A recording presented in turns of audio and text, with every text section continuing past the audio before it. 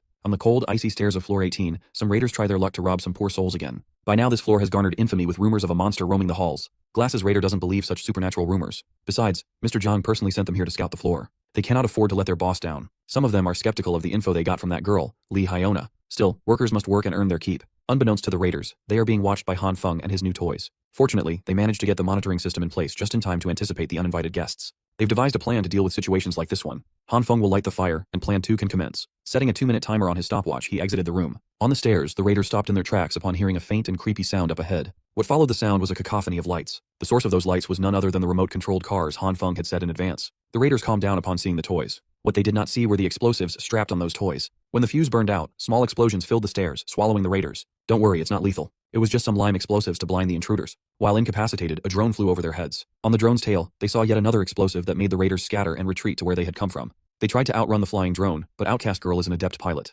Han Feng insisted that they must really teach these bastards a lesson this time around. But in his desire to toy with the raiders, the drone got way too low and too close to one of them, leaving it vulnerable to an attack. In a desperate attempt to get out of Glass Raider's swings, one of the drone's propellers got clipped by the crowbar. With the loss of control on the drone's left side, stabilization became impossible. They can't afford to lose this one, as it's their only aerial toy. Outcast Girl tried to regain control, but the spiraling flying toy had flown out of the window. The timer Han Feng had set finally hit 0, and the firework attached to their only drone exploded like it was an Arctic New Year celebration outside. This explosion caused the right propeller to malfunction, and they finally lost all control. Outcast Girl tried to salvage the situation by making a touch emergency landing outside the window of a certain floor. Han Feng suited up, preparing to go out and get their toy. That drone is way too important to them right now. But their aerial camera caught something odd. Between the stairs lies what looks like a corpse. Upon zooming in, it became clear that the alleged corpse looked an awful lot like Brother Lee. Han Feng wonders what the gangster is doing out on the cold stairs. Maybe he was robbed too. Right now, there are 2 reasons to go out there. Han Feng warned his roommate not to open the door for anyone. He packed some light essentials in case anything happened. Outcast Girl also handed him a radio to maintain communication. As a final touch, Han Feng grabbed his pistol, loaded it up, and hoped that he wouldn't need to use it outside. Flashlight in hand, Han Feng cautiously descended the staircase. The 17th, 16th, and 15th floors were safe now that the scouting raiders had retreated. Based on the measurements from the drone, the temperature outside is already at negative 49.8 Celsius. Without any protective measures, humans will freeze to death within minutes, if not seconds. Brother Lee is in a very precarious situation, and Han Feng needs to be quick if he wants to rescue his bro. Meanwhile, the scouting team relayed what happened to them on the upper floors. Mr. Jyn calmly listened and thanked them for their efforts. For their troubles, all they got was 3 pieces of thick clothes and a pack of noodles each. Given how scarce resources have become, these noodle packs have become priceless, rewarded only for those who contribute to the cause. Looking raggedy as fuck, Hyiona asked Mr. Jyn if she could finally join their group now. He coldly rejected her again. Right now, they can't even confirm if this attack was Han Feng's doing. Moreover, if not for Uncle Liu personally witnessing someone moving resources before the disaster, Mr. Jyn wouldn't even entertain her words. For now, they need to gather up and check the floor with superior numbers. Whether Hyona's information is real or false will be confirmed in this next operation. This is her chance to demonstrate her worth. Taking a steel pipe and gripping the weapon with both hands, she's determined to do whatever it takes to get in. Before going up, Mr. Jyn reiterated that everyone is important manpower for the collective and must mind their safety. With the big boss at the forefront, a sizable raiding group assembled and took to the stairs. Halfway through their climb, they spotted the unconscious and freezing Brother Lee. Taking a hot water canister, Mr. Jang made Li Zi drink and woke up with his tongue burning. When he finally opened his eyes, he looked at the raiding force surrounding him with contempt. He clicked his tongue, feeling unlucky that these bastards were the ones that rescued him. Mr. Jang's lapdog jumped into action and demanded that he thank Mr. Jang for saving his life. Brother Lee just sarcastically laughed at that. The gangster still refuses to bend to the collective's will, calling them out for pretending to be heroes when they're just thieves. The lapdog tried to curse and beat him up, but Mr. Jang held him back. Once more, the always smiling big boss extended another invitation to Li Zi to join forces with them. And just like before, he harshly rejected the offer. The raiders were getting annoyed at his stubbornness and shamelessness after being rescued. Brother Lee does not like being forced to do as he's told. Before he could turn around and climb up the stairs, Mr. Jang firmly grabbed him by the shoulders. The shady bastard smiled broadly and asked if there was some kind of misunderstanding here. He insisted that they just wanted to bolster their strength to give those weaker a higher chance of survival. But Brother Lee can see through Bastard Jang's phony smile. The committee, which is supposedly committed to protecting the weak, had been rationing only 1 meal every 3 days for the elderly. That's practically a death sentence in this situation. Moreover, Brother Lee has no other relatives nearby, so guilt-tripping him into joining won't work at all. On the stairs leading to the next floor, Han Feng is silently observing and listening to their conversation. What he heard just now confirms that Zhang Xueyu doesn't really care about everyone. It also makes sense why they want to rope in younger people while letting the old, weak, sick, and disabled people slowly rot away. If this goes on, the committee will eventually erupt in conflicts. Done with Brother Lee's rudeness, the lapdog jumped in to bark on the gangster's face for not appreciating the kindness they were extending. Lapdog made the mistake of entering Brother Lee's attack range. Without batting an eye, the gangster with a heart of gold headbutted the lapdog as hard as he could. After that headbutt, Brother Lee's whole body trembled in pain, but he continued to stand on business. Just one stare from the man with nothing to lose made the armed raiders subconsciously step back. While his men wordlessly looked at him in anticipation of the next order, Mr. Jang contemplated. Slowly, the armed raiders got over their fear and slowly started closing in on Lee. While trembling and swaying, struggling to even stay upright, he challenged these thieving bastards to come at him. Still monitoring the situation from 1 floor above, Han Feng noticed that his bro was about to fall at any moment, and he needed help. As much as he wants to, there are way too many raiders down there. If he intervenes, he might fall victim to their numbers. But Brother Lee had helped him out so many times before. Han Feng can't just watch his benefactor throw his life away in a miserable last stand. Suddenly, an idea struck the young man's mind. He pulled out his pistol and aimed downwards. He calmly watched the commotion unravel with a blicky in his hand and a finger in the trigger. No one has even swung at him, and Brother Lee's already swaying like he's about to collapse again. Han Feng finally had enough of the raiders ganging up on his boy and fired a warning shot. The bullet nearly hit Mr. Jang's lapdog in his crotch, freaking everybody out. Hearing the sound of a gunshot cut through their confidence, they could not believe that someone had a firearm in the building. Han Feng slowly descended the stairs while his gun was raised, demanding that nobody move. It was quite effective in getting the raiders off their backs. Nervously looking around, Brother Lee saw the familiar gun and immediately identified his little bro. While the robbing raiders were shitting their pants, Mr. Jang remained unnaturally composed. In the crowd, Hyona's eyes widened at the sight of the gun-toting Han Feng. He carefully handed Brother Lee his house key, and they slowly retreated while keeping an eye on the intruders. The underlings looked at their big boss for their next move. Some of them wanted to attack the two while they were fumbling around. That thought was quickly dashed away when Han Feng fired yet another warning shot. He had already warned them not to move, and they were still trying his patience. He then ordered them to throw their weapons away and kneel. Slowly, the raiders followed the order while maintaining their fearful vigilance. This should buy Han Feng and his bro enough time to go back to the room safely. After a few seconds of kneeling in silence, and as the duo's footsteps got farther, Mr. Jiang was the first one to stand up and ask if anyone knew who the gunman was. Hyiona took this opportunity to snitch that it was Han Feng, the owner of the place they were aiming for in the first place. Jiang's lapdog directed his anger towards the witch for not warning them that they were targeting an armed man. Mr. Jiang, de-escalated the situation, believing that Hyiona had no reason to lie. He also laid down what this means to his men. If that Han Feng guy even has such a weapon, isn't it only fair to assume that he also has supplies? The thought of stealing more supplies lit a fire under the brainwashed crowd's asses. Mr. Jiang is pretty much convinced that the deliveries Uncle Liu saw before the catastrophe are the real deal. While they have renewed hope of securing more supplies, it might be tough to proceed with their original plan, given that any one of them could get shot. But Mr. Jiang believes that Han Feng is a wuss incapable of murder, or he would have capped a few of them by now. Furthermore, no one can hide in their house forever and not come out, right? Still, the big boss gave his men the rundown for a change of plans. For now, they will return and prepare some safety measures before coming back. They must take down room 1804 as soon as possible. Speaking of room 1804, the duo had finally arrived outside the room. Until now, Brother Li's hands are still trembling, making it hard to unlock the door, while Han Feng keeps his eyes peeled and fingers ready for any retaliation. As soon as Brother Li successfully unlocked the door, he felt pleasant, warm air wafting from inside, a sensation he had been craving for. When they got in, Brother Li was surprised to see a fully functional radiator and a running generator. Behind one of the glass doors was a sea of supplies that would make anyone's mouth water. Brother Li turned to his little bro and curiously asked what was the deal with his heavenly house. While the gangster was reveling at the luxurious setup, Outcast Girl popped out of her room to ask if Han Feng retrieved the drone. He was so caught up in rescuing his bro that he forgot what he came down there for in the first place. 2 hours and several hefty meals later, Brother Li has finally been caught up with a portion of the true story. Han Feng simply told the gullible gangster that he had predicted the disaster and had prepared as much as possible. The young man also apologized to his bro for not looping him in. He was just worried about the information about his supplies being leaked, so he limited the number of people who knew. After finishing his meal, Brother Li stood up and bowed with utmost gratitude. If not for his little bro, he would have starved and frozen to death. The fact that he can enjoy a warm meal again is already an extreme kindness. When the gangster lifted his head, tears of appreciation were streaming down his face. Han Feng insisted that he was just returning the favor for all the help Brother Li had given him. Feeling moved to the core, Brother Li praised Han Feng for being such a good guy and brother. Now that he's here, Li also shared the overall situation in the building complex as of now. Things have become very different now. The last time he updated Han Feng about current events was before the power supply was cut off. Since that day, that Zhang bastard has been going around stealing supplies from everyone in the name of collectivism. He amassed a lot of followers but also made some formidable enemies who disapproved of his methods. Some people could not live off the minuscule rations and left the group, but the big boss seemed not too concerned about the dwindling of their numbers. He might look unbothered, but behind everyone's back, he regularly sends Jin Qinwu, his lapdog, to take care of deserters under the guise of reducing the threat against the collective. Han Feng was surprised. Jin Qinwu and Jin Qinwen used to be a sweet, smart, and caring pair of twins. Basically, this collective committee expanded its influence and size quickly through underhanded tricks. But Brother Li firmly believes in the saying that evil has its retribution. Jiang and his goons made their biggest mistake when they tried to rob a man named Li Zhenghao. You see, that guy was a boxer who was once the country's middleweight champion. If that was the case, it is natural that the twerps in the committee got beaten up badly, but that Zhang bastards refused to admit defeat, lose face, and lose the respect of his cult. Under his direct orders, raiders kept going to Li Zhenghao to fight. Of course, all of them got pummeled to a bloody pulp.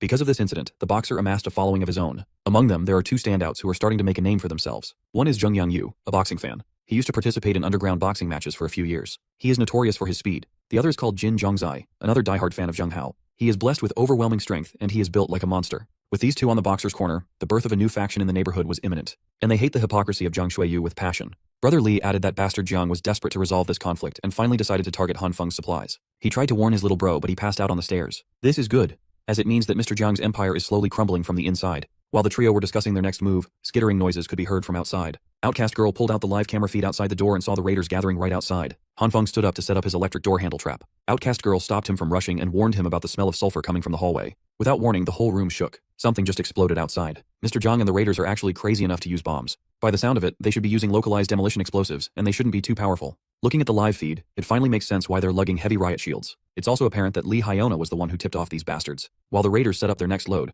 Han Feng hurriedly plugged in his electric trap. A second later, an anguished scream can be heard outside. It looks like the trap worked, and it took down some poor schmuck. The raiders stepped back in fear, but Mr. Jiang ordered them to continue placing explosives. This time, they need to target the borders of the door and double the packets. Blindly following his orders, the raiders armed the walls and blew it up once more. The boom cracked the walls but failed to blow open the entrance. Mr. Jiang is certain that their explosives are not the problem. The doors are just equipped with ample defensive measures. Refusing to give up, Mr. Jiang upped the packets to 3 this time around. If nothing happens, then they'll just continue increasing the load. He is determined to take this house down today. Inside, Han Feng and Brother Li barricaded the entrance as best as they could. The third explosion shook the barricade out of place and nearly shattered their eardrums. After that loud-ass explosion, an odd cracking sound can be heard. It seems like the demolition explosives are doing their job and weakening the walls. If this goes on, the cracks will only get bigger and bigger until they give in. Blocking and barricading the entrance is useless, but Han Feng has another idea he wants to try out. They just need to remove the random stuff they lifted and crammed in the entrance. Outcast girl stepped in to help. Brother Lee was skeptical that the little doll could help much until she raised her hands and produced her black hole. Brother Lee stepped back in shock and confusion. When she started sucking in the heavy stuff barricading the entrance, Brother Lee nearly passed out at the incredulous sight.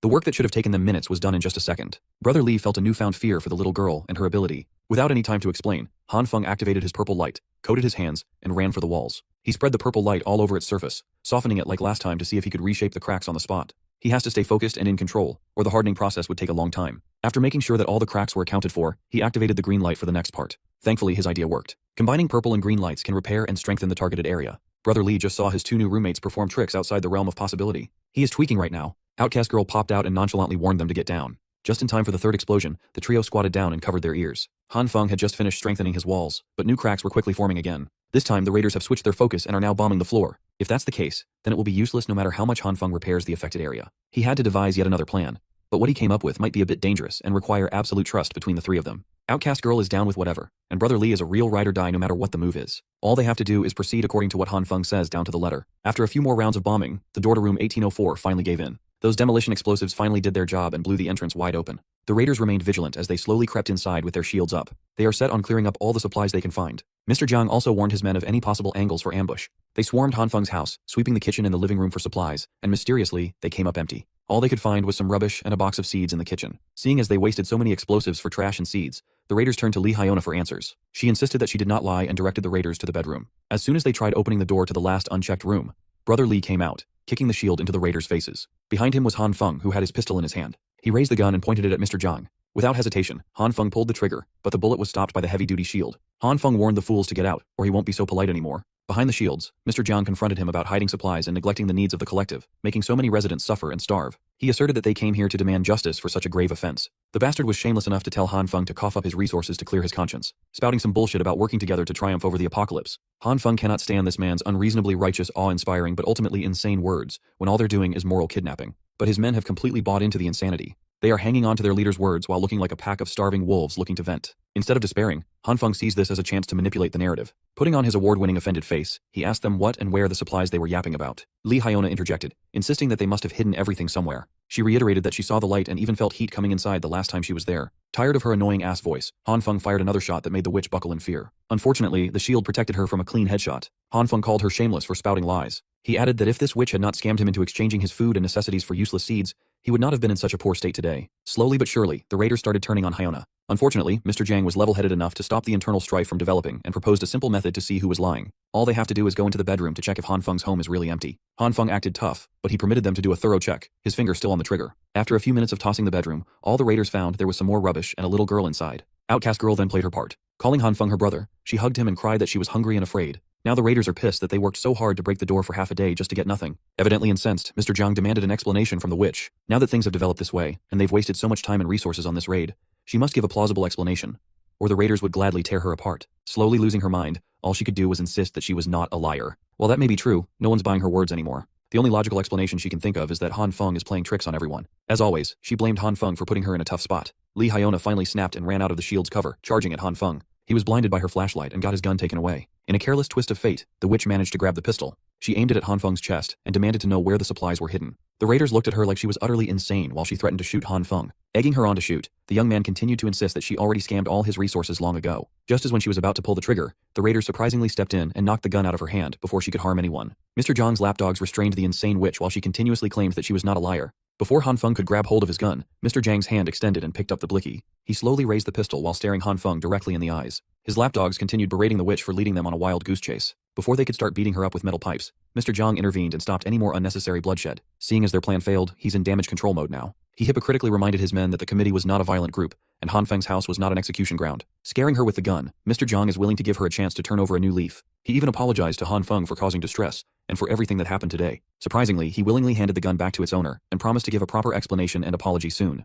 Han Feng cautiously took his weapon back, and the shameless Mr. Jiang extended an invitation for him to join the committee. He insisted that Han Feng should mull it over for a bit and get back to him with an answer. As he and his goons retreated, he urged Han Feng to answer at the supply collection spot tomorrow. And so, the trio were left in the mysteriously empty and depressing home by themselves. Han Feng's head hung low, concerned with Brother Lee. With a sigh of relief, he lifted his head in reprieve now that this farce was finally over. With the performance done, they can finally go back to chilling with the comfort of electricity and warmth. Now that his place is compromised, they transferred over to Outcast Girl's surprisingly cozy and spacious house, right above Han Feng's. It's all thanks to her that they can put on such a convincing performance so quickly. You see, before the raiders got in, Han Feng coordinated the plan flawlessly. First, they stored all valuables and resources inside Outcast Girl's subspace. They made sure to leave some rubbish and wrappers in random places to really sell the performance. They even opened the windows to quickly lower the temperature inside. They had to make it seem like they had run out of supplies a while ago. Those committee bastards can just waste their energy tearing down a door holding nothing inside. While sharing a lavish meal, the trio celebrated the fact that Zhang Shuiyu's failed mission, which yielded nothing, would surely stir up anger within the group. In that situation, those greedy raiders will start pointing fingers at the weak links. Since Han Feng has a gun, the unarmed and hateful Hyiona will definitely get the worst of it.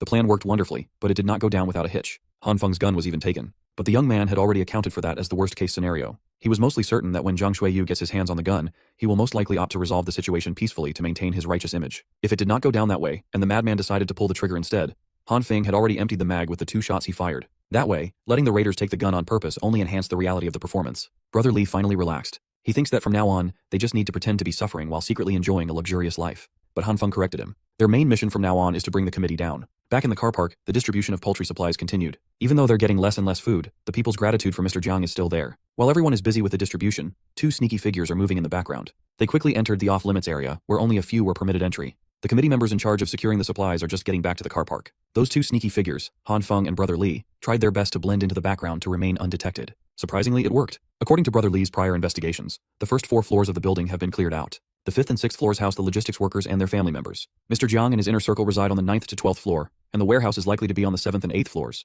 There will be guards posted up from the 5th floor onwards. The duo has to be sneaky, avoid firing the gun, and get by with metal rods as much as possible. As the 2 ascended to the higher floors, there was an odd absence of security. Without even needing to use their weapons, the 2 reached the 7th floor without a fuss. Brother Li is starting to doubt if they're on the right path at all. While it's understandable that the committee is understaffed, having no guards at all is a bit much. Splitting up, Han Feng and Brother Li decided to search the entire floor for the warehouse. Han Feng was expecting some action, but was pleasantly surprised with how smoothly they infiltrated this far. Since the committee still boasts superior numbers, the trio has to work smart and start from the inside to bring the whole thing down. As far as Han Feng can see, that thieving organization is only held together by the promise of supplies. If they can find that stash, Outcast Girl, or the Evil King as she likes to be called, they can go in and empty their coffers. Still, finding the exact room where they hide the supplies within an entire floor will take quite a bit of time, and they must watch their steps along the way. Eventually, Han Feng heard Brother Li giving him the signal. When he saw what Brother Li was clamoring about, Han Feng was flabbergasted. One of the rooms had the word warehouse blatantly stuck to it. This was such an obvious trap. Even the key was left in the keyhole. But if Brother Li was alone, he would have fallen for it already. Look, this dumbass blondie might be a good homie, but he is not the sharpest tool in the shed.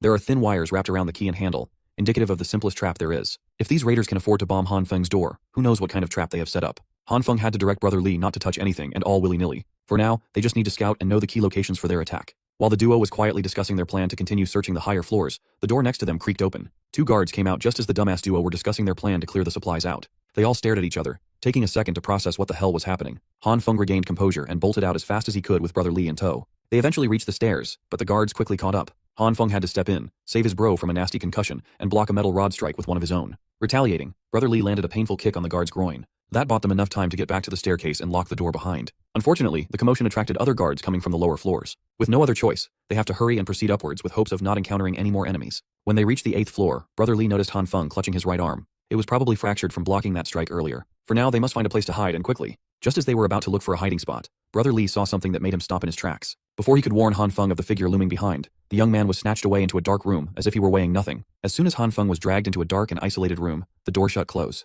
When he opened his eyes, the sight of a tall, hooded man towering over him freaked him the hell out while Brother Li bangs on the locked door. The hooded man sternly asked what they were doing on these floors. Trying to salvage the situation, Han Feng lied and answered that they had just come to collect supplies, but his BS did not work. The man stomped on his arm, making Han Feng scream in anguish. Under the hood was an old man with gray hair and an unkempt beard. He urged Han Feng to stop lying as he was not buying it. He saw the duo deliberately avoid the 5th and 6th floors, clearly doing something shady against the committee. When asked if he was tailing them, the old man simply asked Han Feng why he thinks there are no guards around the higher floors. In the corner of the room, the guards who were supposed to watch and roam around the warehouse were unconscious and stacked on top of one another. Before they could talk a little more in depth, the sound of more committee guards flooding into the floor sounded outside. That must mean Brother Li has been caught. The old man clicked his tongue in annoyance and slowly walked over to the nearest window. He turned the freezing handle, letting the cold, frigid air into the dark room. Han Feng asked the old man what he was doing opening the 8th floor window. He argued that the height is just equivalent to 4 stories. The piled up snow has already reached between the 3rd and 4th floors. With all that snow cushion, jumping from such height should not be that big of a deal. With the battalion of raiders hot on their heels, they can either jump down or wait to get beaten to death. Speaking of the raiders, they're already working on busting the locked door open.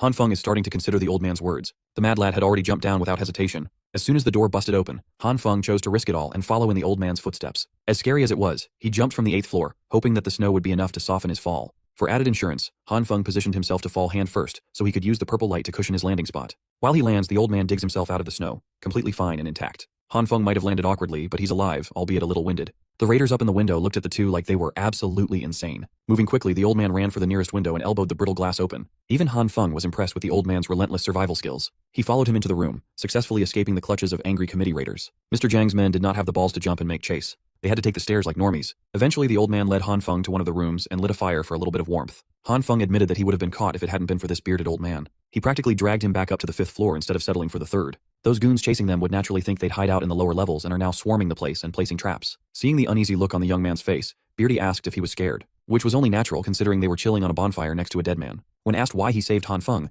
the old man corrected him immediately. Given the chance, he'd like to off Han Feng himself. He then praised the young man for at least having enough brain cells to not fall for the lame trap in that fake warehouse. For now, he wants Han Feng to spill the beans on anything he knows about the committee. If he clams up or lies, Beardy would gladly beat the truth out of him. Considering that he had taken all those guards down, Han Feng reckoned that the old man was lurking on the higher floors, either to steal supplies or to settle some enmity against the committee. Either way, Han Feng and Brother Li's appearance must have disrupted his plans. When asked if he has some sort of vendetta against Mr. Zhang and his goons, the old man admitted that he did. He's also aware of a secret that Zhang Xueyu is hiding. Han Feng perked up and asked what sort of secret that was. The old man stood up, confirming that this kid must be connected to Zhang Xueyu somehow. Prodding further, Beardy demanded that Han Feng spit out everything he knew about the committee unless he wanted to be the second corpse in this room. The choice is solely up to him. Afraid of being beaten to death, Han Feng started trauma dumping about his unpleasant encounters with that Eisen-looking bastard. To summarize, Zhang blew up his house, stole his girl and ransacked his supplies. He even pulled out all the stops and threatened them with a gun for the sake of revenge. But a paltry pistol wouldn't cut it. Han Feng mixed in a little bit of truth with a few lies and threw in the pistol bit, hoping that the old man would buy his story. It looks like Beardy did. He sighed and confirmed that a junkie pistol is nothing for those big shots in the committee to worry about.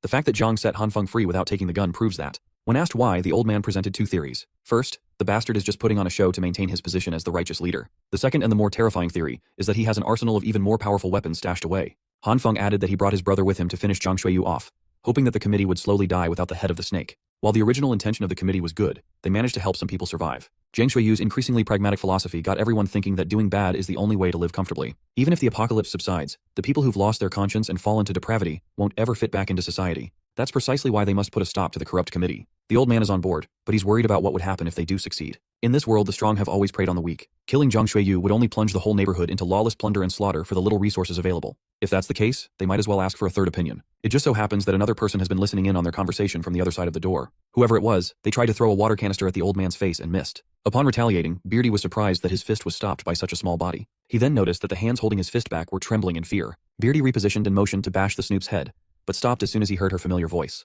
With pink hair and an adorable coat, it was none other than the charming Nurse Jyn. Seeing the man inside the room, she recognized him as Mr. Han from the hospital. When things calmed down, Nurse Jyn treated Han Feng's fractured arm while she profusely apologized for eavesdropping on their private conversation. She just came by after receiving Grandpa Li's supplies and for the re-examination. She came in and discovered the poor old man dead, and then she heard the door open. She got frightened and subconsciously hid in the other room. Beardy suspects that the little nurse must have been involved in the old man's death. He sees her selfless dedication as nothing but a joke. While he might be right in some respects, Nurse Jyn does not regret her actions. People can say she's cruel or heartless, but only by surviving can she save more people in dire need. Furthermore, Zhang Xueyu gave her a pass so she could freely walk anywhere she needed. She also benefits from the committee's supplies even if she doesn't directly work for them. But Mr. Zhang has been chasing out a lot of sick and old people recently. Grandpa Li is one of them. It makes sense. With one less mouth to feed, the committee can hold on to their authority for longer. However, according to Brother Li, a new faction has been rising in the neighborhood. With those boxers at odds with the committee, Zhang Xueyu must be eager to eliminate the competition. That must be why he's ramping up the abandonment of the old and sick. He wants to keep the young and healthy, fed and happy. With increasingly desperate measures, there's a good chance that a faction war will erupt sooner rather than later. If that's the case, it would be wise to try and find Zhang's alleged weapon arsenal. Beardy asked the young man what he could even do by himself if he did find the stash. Han Feng asserted that he'll figure something out when he gets there, but he refuses to sit around and die with everyone else. Beardy thinks they're fucked either way, so he won't stop Han Feng from digging his own grave. He then warned the young'uns that Zhang Xueyu and the committee were just small fish in a big pond. There will be more bloodshed and slaughter for survival down the road. In a dog-eat-dog world, the one that survives till the end wins. With that being said, Beardy opened the window and made his exit. This dude is actually allergic to using doors normally. With only Han Feng and Nurse Jyn left in the room, the nurse with super strength eagerly asked if there was anything she could do to help. Han Feng politely declined her offer to help, as he did not want to drag another person down with him. But Nurse Jyn is persistent. She heard the whole story, and she can't just stand by while the neighborhood is in danger. She even got furious at that Zhang bastard for everything he did to Han Feng. Seeing the determined and genuine look in her eyes, Han Feng could not reject her. Now that she's on board, there is actually something that Han Feng needs help with. Back in the car park, the guards were reporting their encounter with Han Feng and the old man. Speaking of the devil, the man who they thought would hide like a rat appeared before everyone out in the open. Outing himself in the open got him dragged into the lion's den. In an isolated room away from everyone else, Han Feng got beaten until he was coughing and throwing up.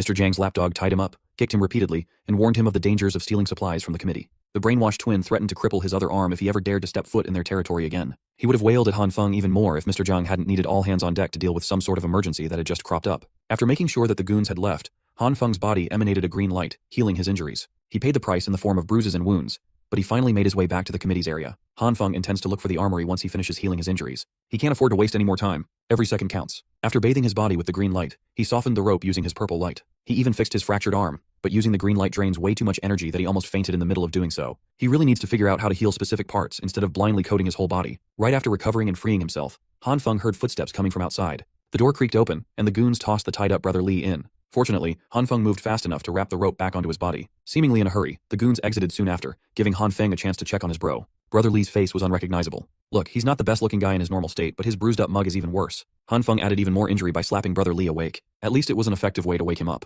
Brother Li just wished that little bro slapped the less swollen side. Now he can't even feel anything on the left side of his face. He then recounted how he was dragged through a different room. Before he got caught, he managed to get into the power distribution room and hid inside. In there, he found a big out-of-place hole connected downwards to an unnaturally deep location. Thinking that they would eventually check on the power distribution room, Brother Li risked it for the biscuit, grabbed the wires, and climbed down to the unknown. He initially thought he would come out of the basement car park 1, but the line extended all the way to basement 2. Oddly enough, there wasn't even a single person in there. All he saw was a lot of boxes neatly arranged, lying on the ground. All of them were sealed tightly. Curiosity got the best of him, and he opened up a few boxes. Imagine his surprise when he saw the boxes were filled with sausages, each one as thick as his arm. He was about to investigate and take a closer look when he heard something or someone come up behind him. The next thing he remembers is Han Feng's wake-up slap. Now it makes sense why the committee and that Jiang bastard are so arrogant. They actually have heaps of supplies down on the lower floors. Han Feng skeptically asked if the contents of those boxes were really just sausages. If they have so much food, why would they work so hard, going as far as to use explosives to try and steal supplies? The boxes had nothing written on them. The contents were just shaped like sausages, so Brother Li assumed they were. Nevertheless, something does not feel right.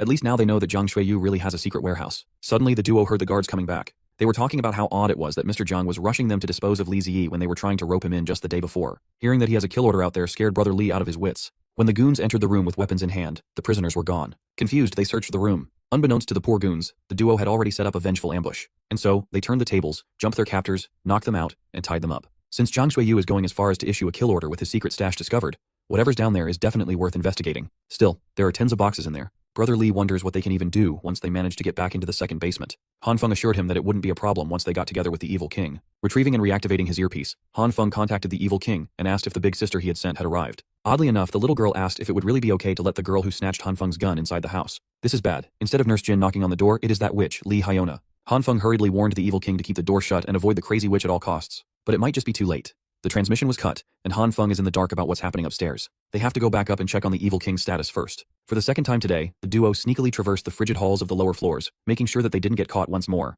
While they were mindful of not making any noticeable noise, loud crashes could be heard from up ahead. The survivors reliant on the committee are evacuating to the higher floors. The injured, elderly, and women, or at least what's left of them, must proceed up the stairs, while the able-bodied are ordered to bring their weapons and gather in the basement. It was pandemonium. They are panicking and trying their hardest to prevent the enemies from coming up and reaching their supply stash. The only logical explanation for the chaos Han Feng can think of is that the war with Li Jinghao's faction has finally started. Whatever the case may be, this hectic situation is beneficial for them. All they have to do is cover up, wear their masks, and try to blend into the crowd until they reach the evil king. The stairs were crowded with distressed survivors, and the duo fit right in. Unfortunately, their plan to stay low-key might not be feasible anymore. Mr. Jiang's lapdog coordinating the evacuation just fell on his ass. Li Jinghao's number 1 and number 2 had intercepted the evacuees and were hungry for violence. Brother Li subconsciously pulled his little bro aside, protecting him from the shit show that was about to unfold. Meanwhile, on the upper floors, the evil king is observing Li Hyiona through the door's peephole. The witch carefully moved and stuck her ear on the door's surface, trying her best to suss out if Han Feng was inside, but she couldn't hear anything. She looked highly suspicious in every sense of the word. It was at that moment that Nurse Jyn finally pulled up with her med kit. When asked what she was doing snooping around Han Feng's door, Hyiona was stun-locked as she tried her best to formulate an excuse. The best she could come up with was that she came over to search for food. Of course, Nurse Jyn was not buying such flimsy bullshit. You see, Li Hyiona was not alone. Behind her was a whole battalion of emaciated good-for-nothings equipped with weapons. Li Hyiona and her goons confronted Nurse Jyn, and she stood her ground by saying that she'd been called to treat someone in the room. Unfortunately, the mad witch is too sharp to buy that excuse. She had seen the nurse and Han Feng talking before, so she turned to her miserable goons, desperate for supplies, and whispered poison into their ears. One by one, the creeps approached Nurse Jyn as she slowly retreated and threatened to report the disruption to Jiang Xueyu. Hyiona thinks using the nurse as a hostage would lure Han Feng out. The goons were not exactly enthused to hold the only medical staff in the building captive. If they keep this ridiculousness up, Nurse Jyn threatens to drop the polite act altogether. When they chose to ignore her warnings and kept on restraining her arms, the dainty nurse lifted the goons and smacked them together like they weighed nothing. Hyiona and the rest of the creeps subconsciously retreated in terror. Nurse Jyn took a deep breath and warned them one more time that interfering with her work carries consequences. The witch has gone absolutely cuckoo. She pulled out a hidden knife from her pocket and swung it at the lovely nurse. She had no regard for the well-being of others. If Nurse Jyn was not wearing a thick enough coat, the blade could have cut her skin. Hyiona warned her goons to stand by and be careful of the freak's inhuman strength. While everyone was distracted, the apartment door slowly creaked open. The raiders were confused as the weapons in their hands trembled in unison. The trembling became so strong that it turned into an irresistible suction force. Standing at the door was the self-proclaimed Demon King with her hidden ability in full view. She even executed some useless ninjutsu hand signs to make it more dramatic. Knives, bats, pipes, and all sorts of improvised weapons were confiscated by her domain. She went at it so hard that even Hyona's dilapidated clothes started getting sucked in. The sketchy raiders tried to run away, but the suction was too strong. They thought a ghost was playing with them. Back in the lower floors, the war between factions continued, becoming more violent by the second. Fists were thrown and skulls were bashed in. In the midst of the chaos, Han Feng and Brother Li are running from a hulking man. Han Feng threw a punch at the wrong guy, and now they're in a cartoon chase scene. Who would not be fuming if a single punch made your cheeks swell to the size and color of an apple? Han Feng threw a shot in the dark. He combined his green and purple lights to form a reinforced glove, and got a powerful result in a desperate situation. To make matters worse, Mr. Jiang's lackeys recognized them in the middle of the riot. If they get caught again, those sadists will never give them another chance to escape. So Han Feng thought of a quick plan, separating from Brother Li. While the gangster picks up their little roommate, Han Feng will serve as the distraction. It's going to be hard to pull it off alone, but he's confident in his chances. Han Feng made a show of running around the basement parking lot, drawing as many eyeballs to himself as possible. He vaulted on top of a car and screamed at the top of his lungs, turning heads from every direction. Han Feng raised his middle finger to everyone in the room, and falsely confessed that he was the one who raised the prices of supplies so all the peasants would starve to death. What followed was dead silence. Every raider, no matter which side they represent, gnashed their teeth in anger. It was as though everyone forgot their differences. Now they are united with the same goal, to catch and kill Han Feng first. The first part of his plan was a smashing success. Han Feng vaguely recalls seeing the entrance of the basement car park closed off by a metal gate. Right now, tons of snow are bearing pressure on that gate, and it is waiting to be released. He single-mindedly ran for the gate and failed to notice one of the infamous twins hot in his heels. He got socked off his feet, tumbling all the way to his intended destination. With the metal gate on his back, the angry mob closed into the corner of Han Feng. He touched the cold metal, focusing on stirring his ability. With immense concentration, he covered the entirety of the gate with his bizarre purple light. In fear of the light, the mob stopped their advances. When the light was snuffed out, their anger rose once more. The final push was Han Feng screaming at the bastards to come at him. While the angry mob rushes forward, the once solid metal gate has turned soft and malleable. The material is not nearly strong enough to hold back tons and tons of snow from rushing into the floor. Seeing the incoming indoor avalanche, the mob quickly forgot their beef with the young man. Now it's a run for survival. The avalanche was brutal. It had enough force to wash away the cars neatly parked in the basement. The warring factions were swallowed by the great white coldness, burying them in frost. Those who were fast and lucky enough were able to run towards the exit on time, saving themselves from the incoming disaster. When the avalanche settled, the entire basement floor had been rendered useless and inhospitable. Han Feng planned ahead and found himself a decent hidey hole. After confirming that the threats had been washed out, he dug himself out of the snow. Much to his surprise, turning a giant metal gate into jelly didn't cause him any fatigue at all. Maybe he's getting a lot better at using his abilities. While he was lost in thought, the old man that saved his ass before showed up in front of him. For some reason, he feels as though this weird boomer has been watching him all this time. After confirming that the avalanche had stopped, the mob re-entered the basement. Hearing the sound of footsteps getting closer, the old man forcefully dragged Han Feng away. The two found themselves in a certain remote corner on the first basement floor. Trying to catch his breath, Han Feng demanded to know just who this boomer really was and why he was trying to get all up in his business. Seeing that there is no sense in hiding any longer, the boomer introduced himself as Li Jinghao, the man leading an all-out war against Mr. Jiang. He offered a handshake to the young man, but Han Feng felt hesitant about his reasons. Well, Jinghao wants cooperation. He might have rejected teaming up with Han Feng before, but minds can change. Han Feng was reasonably skeptical. He doesn't want to get scammed into something horrible. The way Jinghao sees things, they are just two parties trying to accomplish a common goal. Upon thinking about it, teaming up with someone capable like Li Jinghao would drastically increase the chances of successfully dealing with Mr. Jiang. Although he doesn't fully trust the graying boomer, Han Feng is willing to enter into a temporary alliance. The two shook hands as their collaboration was officialized. On a lower floor, Mr. Jiang is doing final checks on all the vehicles he had stashed in the second basement car park. He's only now receiving news about the avalanche that swept through the floor above. The building's temperature is dropping fast, and their people have been scattered all over the place. In addition, their prisoners are nowhere to be found. Mr. Jiang remained calm. He believes that all of these side incidents won't mess with the bigger picture. Within earshot, Li Jinghao and Han Feng were sneaking around. Jinghao found this place filled with military jeeps a while ago. He also overheard plans about relocating some of the residents elsewhere. It's a mystery as to where anyone could relocate in the frozen wasteland outside. To find answers, Jinghao wasted no time and charged in with just his trusty fists. Completely unaware of what was about to happen, Mr. Jiang continued ordering his men around. Their tight-knit operation was interrupted by the unmistakable sound of gunshots coming from nearby. Before they could calm down and assess the situation, the sneaky enemy had already infiltrated behind enemy lines. Jinghao used his strength and technique to take down Mr. Jiang's inner circle one by one. Trembling in fear and caught off guard, Mr. Jiang's guards started firing everywhere. Jinghao was not fazed by the sound of gunshots and the smell of gunpowder. The only weapon he trusts is his battle-worn hands. Of course, Mr. Jiang's best guards are stuck close to the boss. They did not account for multiple assailants. It was a big mistake. Han Feng managed to bypass the spotty defense. Now, he has a gun aimed at the back of the boss's head. Instead of panicking, Mr. Jiang smiled and thanked Han Feng for finally showing up. He claimed to know that this confrontation would come. It was only a matter of time. One of the twins turned around to see his boss in a checkmate, and Mr. Jiang urged his boys to stand down. He knows Han Feng as the man who stockpiled mountains of supplies before everything went to shit. He thought Han Feng was in contact with certain people, but that doesn't seem to be the case. When urged to look at his pistol's magazine, Han Feng found a recording device attached. Mr. Jiang secretly stuck that in when the apartment incident happened. Otherwise, he wouldn't have freely given a perfectly good weapon to the enemy. He knew every bit of the plan Han Feng had. If he wanted to end the young man, it would have been done already. In truth, Mr. Jiang still wants Han Feng to join his faction. That way, they can keep sending people to a certain group so the majority can survive. Being a pawn is not really Han Feng's thing anymore, so he passed. With that being said, Mr. Jiang gave a hidden signal, and a bunch of soldiers clad in complete gear entered the scene. Looking at the expert and precise movements, they must be special forces. There were 3 gunmen, each of them aiming to riddle Han Feng's body with bullet holes. He would have kept running like a headless chicken, hoping that he could dodge all the bullets if Zheng Hao didn't grab him to take cover. Absolutely mortified, he turned to the old man for an escape plan. Zheng Hao urged him to chill out. They're just against 3 special ops soldiers. It's no big deal. Li Zheng Hao will play the part of decoy, and Han Feng must find and exploit an opening. The plan was ridiculous. How can you even play decoy when the enemies are equipped with automatic rifles? To prove that it was feasible, Zheng Hao left the cover, kept his center of gravity lowered, and charged headfirst. He was moving so fast that it looked like he was dodging bullets without so much as getting grazed.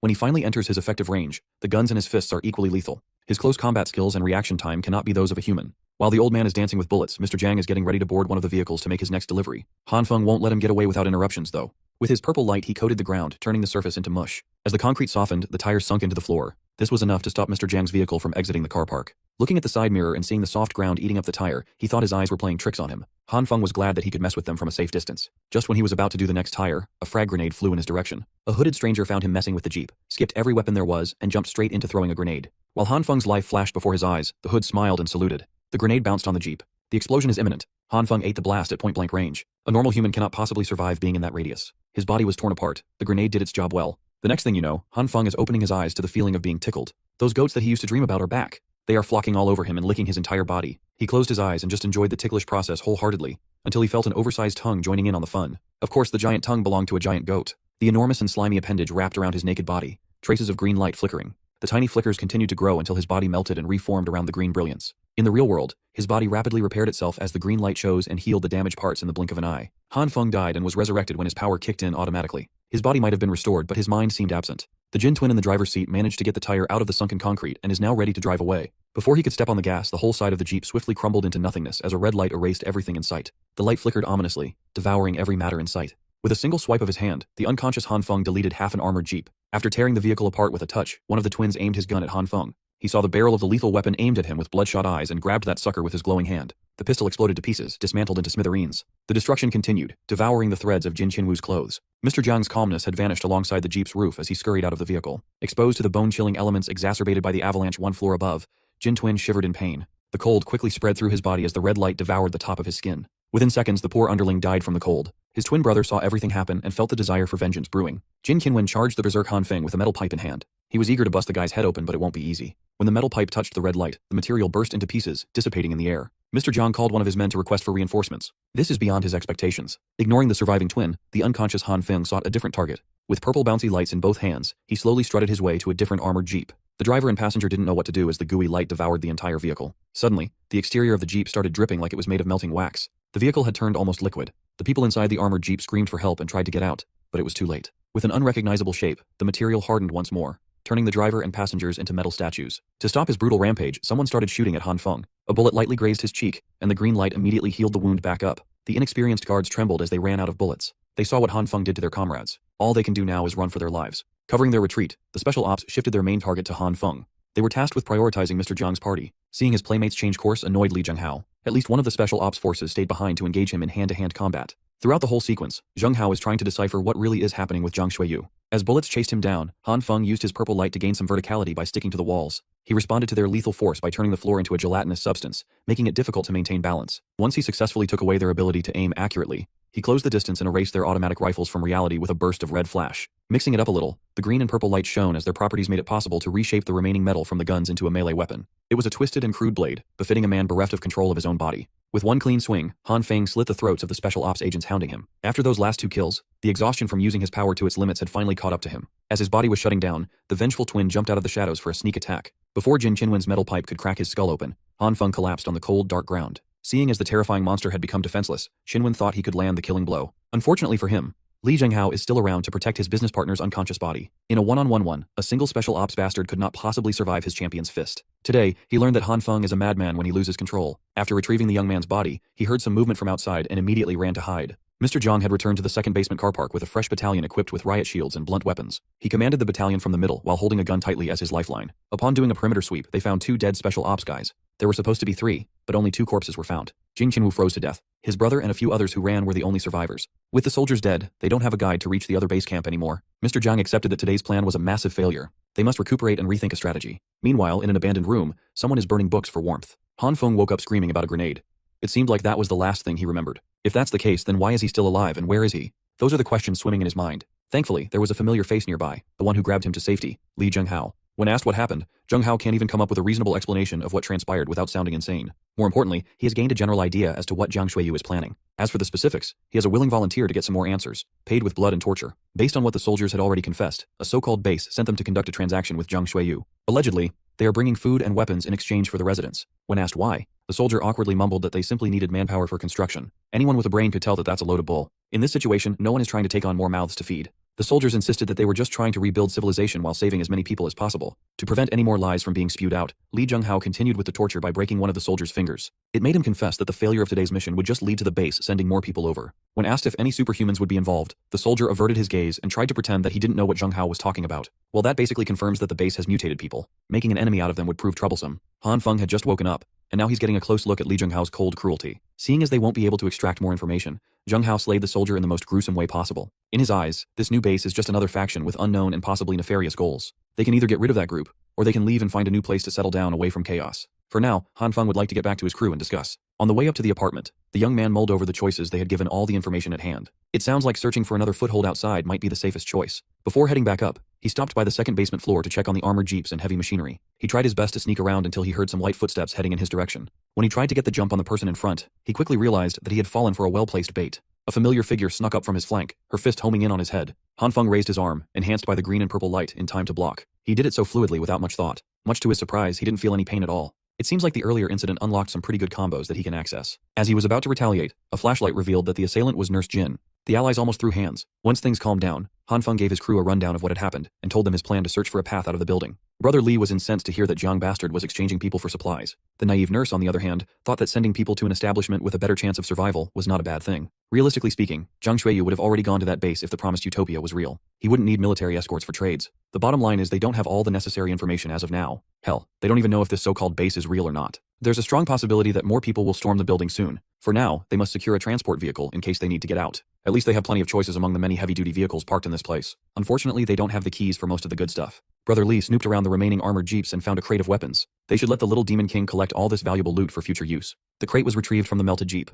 This is Han Feng's first time seeing the aftermath of his unconscious rampage. Meanwhile, the ladies are distracted by something elsewhere. In the corner of the second basement car park, a massive curtain has been placed to cover something up. Nurse Jyn swears she could hear noises behind the cover. Demon King retrieved the biggest flashlight in her storage, pointed the intense light forward, and the other 3 pulled the curtain down together. When the cover was dropped, everybody stared in disbelief and awe. There was a huge tunnel crudely dug up under a pile of cold snow leading to somewhere unknown. Whoever dug this tunnel must be extraordinary. It sounds like what the soldier confessed is just the tip of a much bigger iceberg. The neighborhood is no longer a safe place. Brother Li looked around the sides and found the neighborhood's frozen drain pipes. Before they got carried away, Han Feng called pause and dragged everybody away from the tunnel. This exploration requires better preparation. They should return and plan ahead for now. So they gathered some convenient survival gear, food supplies, and some explosives just in case. With some handy weapons and a few more foodstuffs, they should have enough to last for a while. Han Feng made it clear that the purpose of this initial expedition was purely just for scouting. If any emergency situation were to arise, they would haul ass and return to camp. Of course, this level of preparation wouldn't be possible without the little Demon King's convenient storage dimension. Han Feng and Brother Li head out, and the girls stay back. Han Feng reinforced the walls and doors of the room they would be staying in so intruders wouldn't pose a problem.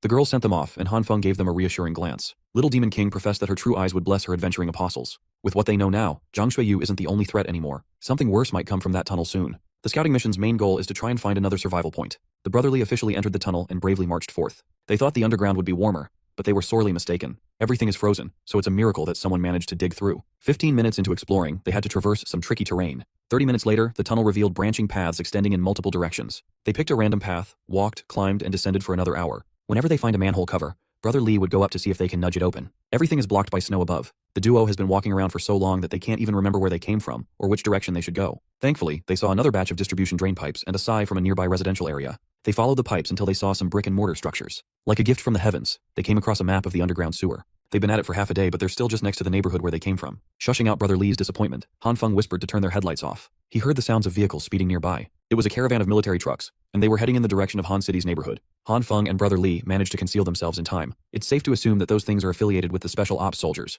They must be using those vehicles and the sewage system to ferry people to allegedly construct the utopian base. Brother Lee had the brilliant idea of following the trail to tail the trucks. Funnily enough, he knows the back door to Han City. A year ago, an old lady from Han City fell into the sewers, and he swooped in to save the day. He swore that he could still remember the way to that spot, bragging about his memory that made him a straight-A student in high school. When they arrived at the place he was boasting about, the manhole cover was frozen shut. It might be a bit off from the location, but they might as well try the other manhole up front. Brother Lee climbed and tried to force his way up 3 more times, but every single one resulted in embarrassment. When they reached the 4th and farthest cover, Brother Lee almost cried tears of joy when it budged. Thankfully, they emerged in Han City's neighborhood basement car park. Man, this series loves parking lots. Han Feng urged Brother Lee to stop bragging about finding a way in and lower his voice now that they're in unfamiliar territory. The duo stayed low and slowly crawled their way around the lot, making use of the cars as cover. Along the way, they saw some frozen corpses and obvious signs of fighting. In the back wall, a few men are slaving away to tear down the concrete with sledgehammers. Supervising them was a pair of special ops soldiers who were dissatisfied with their assignment to guard people in a crappy neighborhood with shitty food. The assault squad has no control over their deployment. It looks like Han City is already under complete control of the militaristic faction. Suddenly, the ground started shaking vigorously.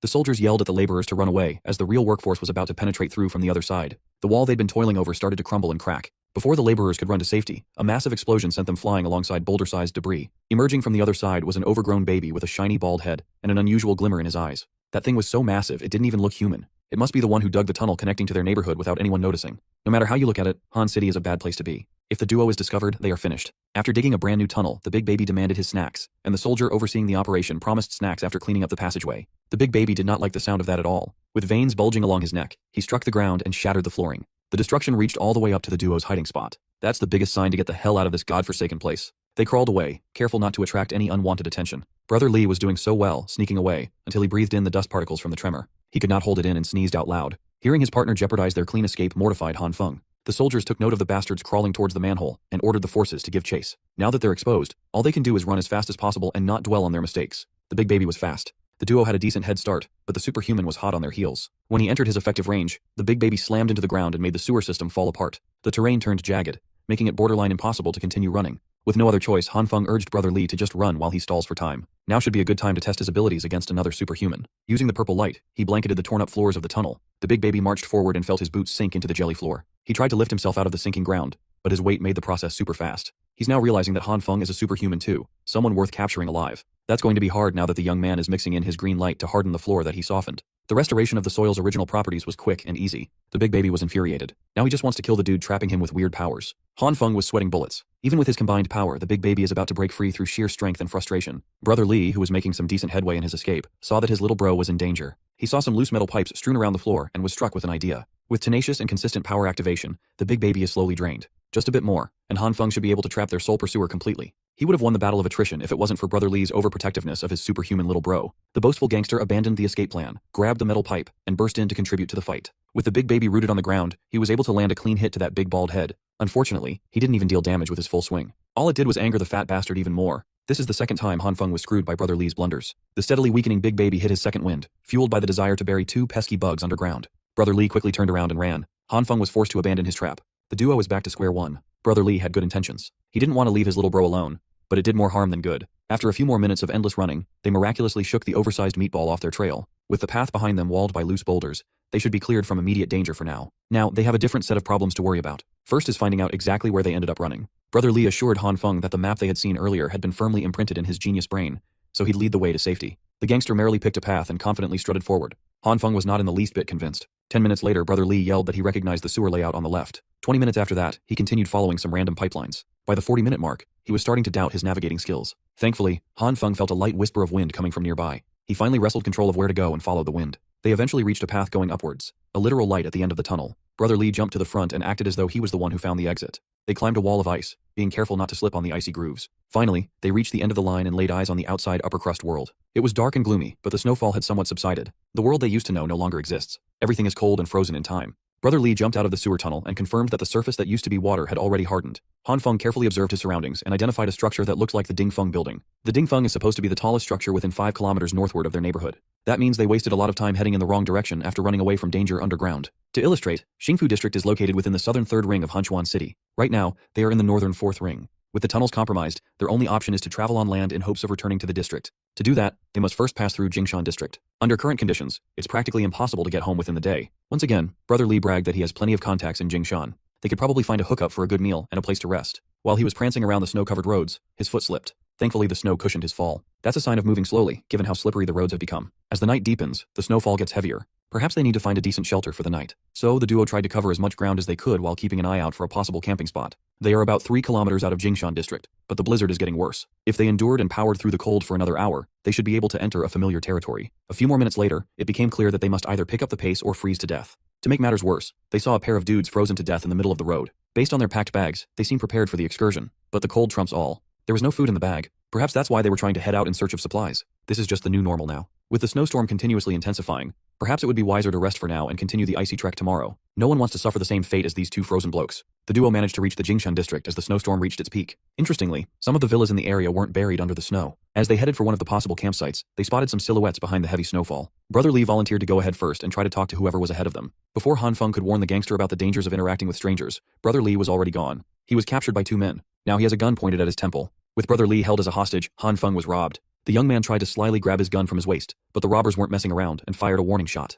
The robbers yelled at him not to try anything funny. Then, the 2 muggers started quarreling about keeping their captives in one piece. They don't want to get stuck carrying dead weight up the hill. Han Feng was forced to surrender his firearm. A muzzle is tapping his forehead. If he fights back, he might be able to handle and heal one shot to the head with his ability. But going down that route would certainly end up in Brother Lee's death. So, he surrendered peacefully, and they were escorted up to a hill. The robbers were patting themselves on the back for successfully apprehending some captives who had guns. Han Feng tried to act deferentially. They've already surrendered all the supplies and equipment. It should be safe to let them go now, right? But the robbers have different plans for the two. Han Feng reckoned that they might be heading into a cannibalistic den as backup food supplies. Still, this is actually a pretty good spot to be in. From the top of the hill, one can basically observe the entirety of Hanchuan City. When they reached their destination, one of the robbers opened a villa gate with an automatic fob. That means this place still has power. Given that the inner city's electricity had long since been cut off, the villa must be powered by a generator. Even though everything is frozen and covered in snow, the quality of the villas in this place is obviously high. Much to Han Feng's surprise, defensive structures were even constructed around the house. At that moment, a devilish plan sprung into his mind. If they can get rid of these incompetent captors, he could turn this place into a fortress with the help of the little demon king.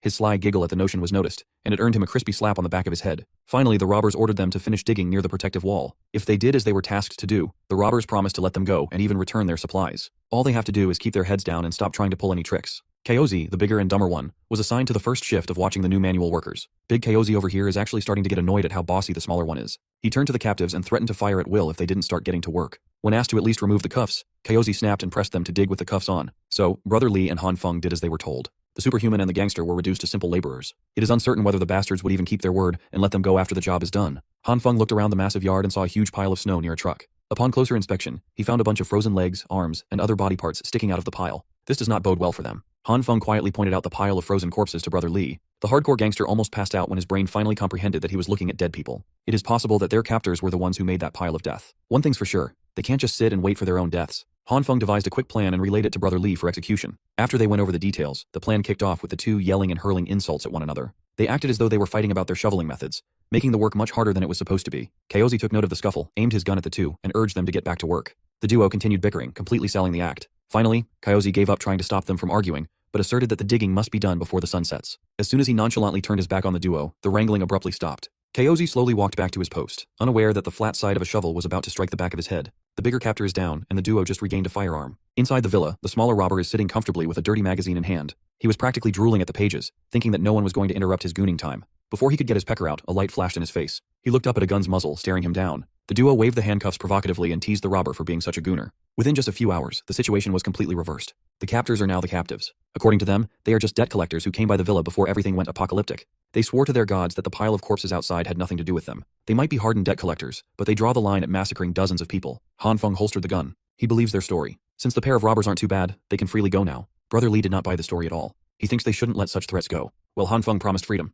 Of course, that comes with a little stipulation. Kaozi and his gooner buddy were released into the biting coldness of the icy district with nothing but their underwear. It's only a matter of time before those two succumb to the elements. With that side quest taken care of, it's time to prepare for the hike back home. This day started with a plan to scout the tunnels for a bit. Due to unforeseen blunders, they have strayed from that mission and from the home base too far. Han Feng can only hope and pray that his allies back in the neighborhood are safe. Speaking of allies, Li Zhenghao has joined Nurse Jyn and the little demon king inside the reinforced room. They're still anxiously waiting for the duo's return. The old man asserted that rather than worrying about the two, they should be focusing on their own situation. A few hours after the scouting duo had left, an army emerged from the tunnel. Among them was a baby-faced giant who could control Earth's elements. Jiang Shuiyu welcomed the delegation. With the influx of powerful allies, the entire district is officially under Mr. Jiang's command. Naturally, that makes Zheng Hao's faction the public's #1 enemy. Right now, Jiang Shuiyu must be turning the entire building upside down, searching for Zheng Hao. The old man can only laugh at the stupidity of the residents. That army didn't come to this place as saviors. They won't even realize that they've been sold out until the day they die. The little demon king spoke like a normal person for once. She believes that the residents are just choosing to obey for a higher chance of survival in this chaotic world. Humans are simple creatures like that. After dropping some philosophical truth, she dozed off,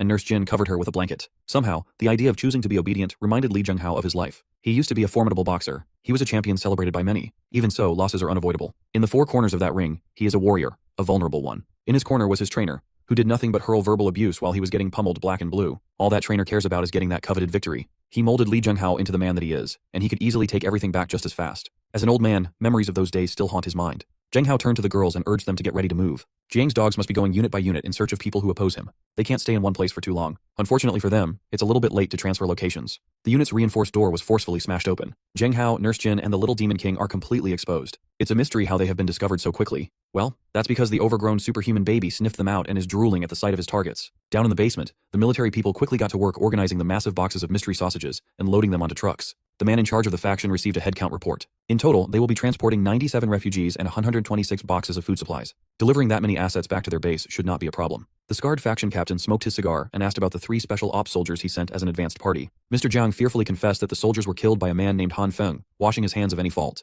Hearing that his boys died obviously ticked off the scar dude. Jiang Shuiyu elaborated that Han Feng is a superhuman. His men would corroborate the story about the dude using some sort of light-based power. To prove that he's a good partner, Mr. Jiang brought up the fact that he did the dirty work and made those sausages with mystery meat. Before his tongue could slip and say something that should be left unsaid, Captain Scar shut him up. Mr. Jiang is desperate to prove his worth for the sake of his personal safety. Captain Scar is actually very pleased with his contribution. He's done enough to be considered one of the boys, and Captain Scar doesn't touch his boys without a good reason. For now, he will send someone to find this Han Feng fella for a stern interrogation. You see, he hates liars. The sleuth he sent to track down the alleged superhuman was none other than the big baby. After busting the door open, the simple brute asked if Han Feng was around. Li Zhenghao grabbed the little demon king and shielded Nurse Jyn with his body. Anyone who could destroy the door reinforced by Han Feng's power is bad news. More alarmingly, Li Zhenghao's instincts are telling him to flee. The overgrown baby in front of him is giving off the stench of a wild beast. His years of fighting experience is telling him that he won't stand a chance in a brawl. They need to get the hell out of this room. The old man tried to shatter the window using his elbow, but almost shattered his bone upon impact. Unfortunately, the glass was included in Han Feng's strengthening project. Since they can't find a convenient escape route, Zheng Hao urges the girls to run away while he tries to hold off the beast.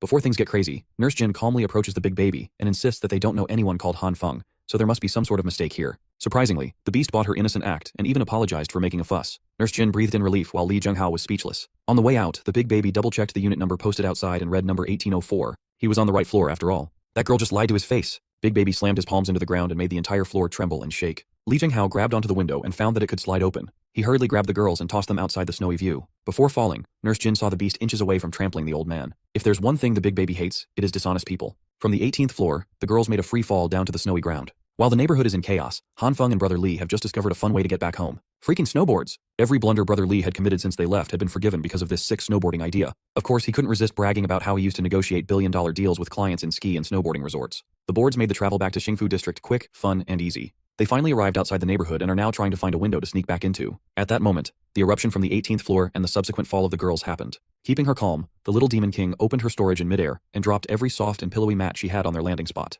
In addition to the 4-story deep pile of snow below, the girls made quite a bang with their landing. They almost fell on the duo below. Thankfully, the mats in the snow were enough to absorb the shock from their fall. Han Feng jumped into the crater they made to help them up, confused as to what was happening. Nurse Jyn detailed how a monster suddenly broke into the unit, muttering Han Feng's name. Speaking of that monster, it looks like he's not patient enough to take the stairs himself. Running purely on adrenaline, Nurse Jyn grabbed Han Feng and their chibi mascot out of the snow crater. The beast doesn't like being called a monster. He is a good baby. Just when Han Feng thought he was safe from the tunneling beast, he encountered the same big baby on the surface so soon. Straining over her limit, Nurse Jyn yelled at the deadweights to try running by themselves. While the group runs, they all turn to Han Feng for a quick plan to ditch the monstrous pursuer. They are on the brink of a very painful fate. The big baby is hungry, and he wants to snack on human flesh. Finally, Han Feng was struck with an idea. He stopped running, urged the other 3 to continue ahead, and fished something inside his pocket. He found a bag and wound up before doing a baseball throw enhanced by his green light. He threw the bag for the big baby to snack on. The contents of the bag quickly reacted with the green light, visibly growing at a stupendous rate. The big baby welcomed the bag with his mouth open. He bit down like a starving animal and tasted some delicious soybeans. Han Feng apologized for what was about to happen before his green light was completely triggered.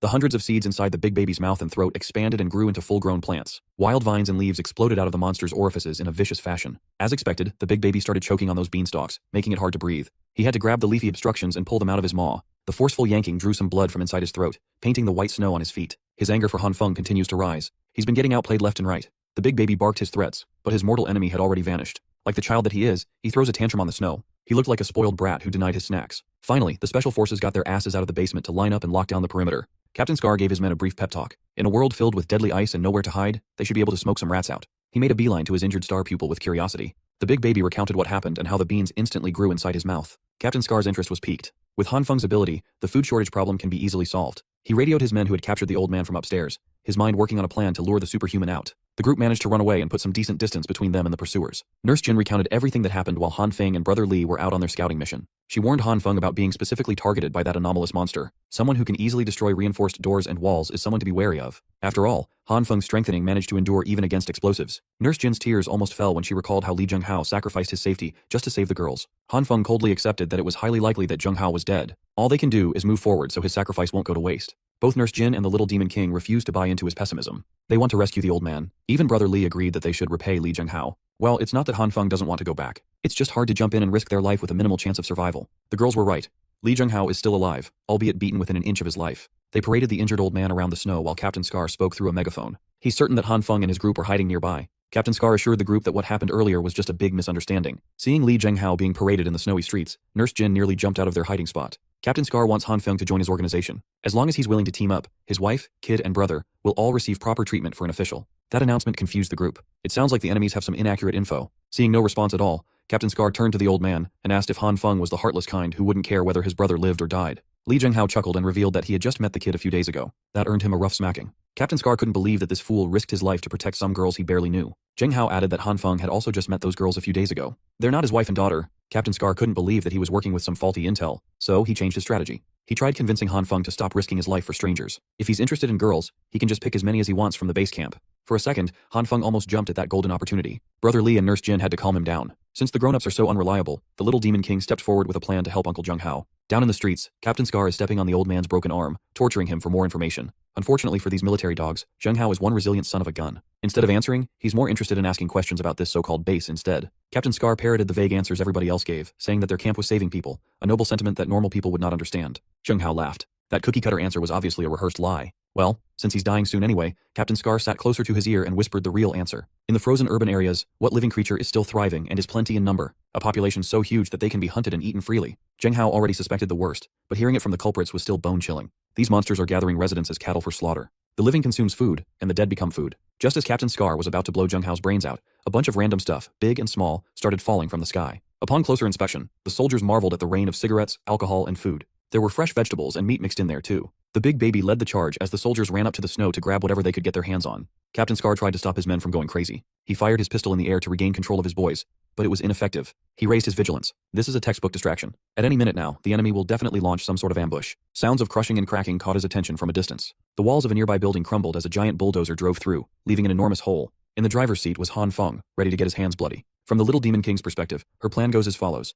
First, she will sprinkle some alluring fodder from the sky to attract the starving sheep. That means she's going to throw a bunch of random shit to create chaos amongst the soldiers. Han Feng will then attack the flock of sheep with his metal beast form, rescuing their injured comrade. That means they will break through using a bulldozer to save Li Zhenghao. Unfortunately, Han Feng is the only one in the group who can decipher her delusions of grandeur. With the plan established, the four moved according to the Evil Eye's enlightenment. Disregarding how simple and crude the plan was, they're not even sure if the soldiers would take the bait. As for that metal beast, she already has one store in the storage dimension. Han Feng never would have thought that his evening would be spent driving a big-ass construction machinery. Driving such a powerful thing felt good though. The dozer made a clean landing, plowing through the thick snow like it was nothing. He swiftly turned in the direction of the soldiers and neatly pushed them away using the front blade. The soldiers were way too busy with scrounging loot to care about being swept away. Captain Scar turned to his big baby. He's their only hope to deter that dozer. As ordered, the baby-faced superhuman jumped in front of the barreling vehicle. With the belief that there's no one stronger than himself, Big Baby pushed against the dozer. Han Feng knows how strong the Big Baby is, but trying to have a contest of strength against heavy-duty machinery is just insanity. Using the front blade, he caught Superhuman off guard, flipping him into the air in one lift. After what must have been a dozen spins, his head dug into the snow.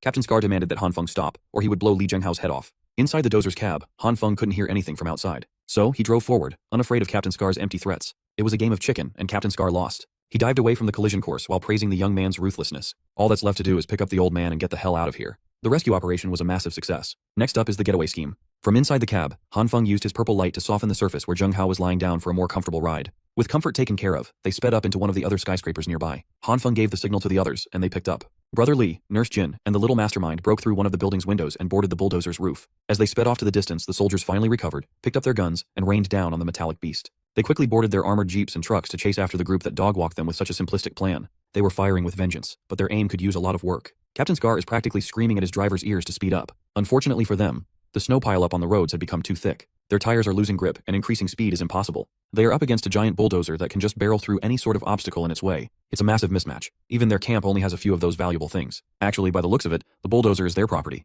It was the one used by the advanced party. That only served to infuriate the captain even harder. No matter how hard they tried to keep up, the lost grip was way too disadvantageous. One of their jeeps swerved and made a mess of the road, implicating the other vehicles and forcing everybody to stop the chase. The captain's car almost blew up from a loose gas canister that flew to their windshield. Looking ahead, they found a bunch of appliances and junk littering the road, obstructing their only path. The little demon king had to step in and save the day once more by throwing another batch of random shit on the road, this time as a deterrent. She stood on the dozer's roof, extremely pleased with her contribution to this mission, making the enemies despair before her power. She looked badass until the cold made her sneeze adorably. The group drove for a few more hours, making it certain that no one could tail their trail. The rest of the group had long since entered the cab with Han Feng, and it was crammed in there. Brother Lee wants to get a turn in the driver's seat while the old man is freezing in the back. Their next destination is the hillside villa Han Feng and Brother Lee found. It's a decent place where they can camp. Everybody agreed with the plan, but the bulldozer is starting to falter. The warning on the meter is blinking, and it seems like they've run out of fuel. Thankfully, they have the Evil King's storage dimension. So Han Feng politely asked her to bring out some oil. This damn delusional freak opened her dimension and pulled out bottles and bottles of cooking oil. At least it's not baby oil, no diddy. At that moment, the dozer's engine finally died.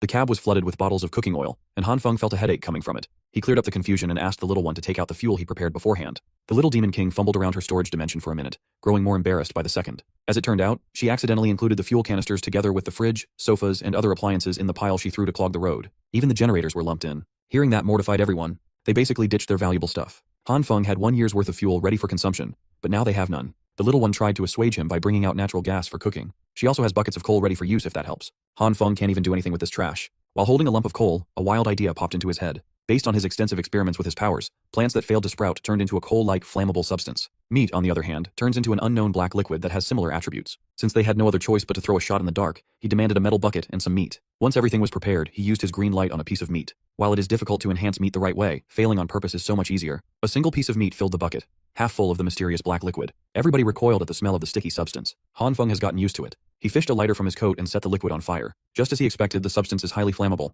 He was pleased with himself, but Li Zhenghao was skeptical. They can't possibly replace fuel with this stuff, can they? Unless they want to ditch the bulldozer and walk in the harsh snowstorm, they have no other choice but to at least try. So, Han Feng produced a few more buckets of liquefied and putrefied meat juice. He turned the ignition key, and the hulking vehicle miraculously started. It was a revelation. Han Feng truly is a one-man survival kit. Their drive continued, plowing through the cold and dark night. Halfway through the ride, the little demon king started offering snacks to everyone. She brought out an entire rack's worth of assorted goodies for everybody to choose from. Zhenghao asked her just how many things she had inside that bizarre storage. Then, he recalled hearing the news about a supermarket that got robbed and mysteriously emptied overnight and put two and two together. While the group munched on their preferred snacks, the hillside villa finally came into view. With the dozer, they could probably charge all the way up in one go. As soon as Han Feng tried to put the pedal to the metal, the dozer's engine finally gave in and exploded. The makeshift fuel they used might be at fault for this one. Thankfully, the dozer held on until they came close to the destination. They're just a few steps away from the comfort of a proper camp, so they made the trek while the blizzard raged. On the way up, they saw the frozen robbers that Han Feng sent out to the wild without any winter clothes on. Paying them no mind, the crew unceremoniously entered the secured villa. By the time they entered, they were shivering from the lethal cold,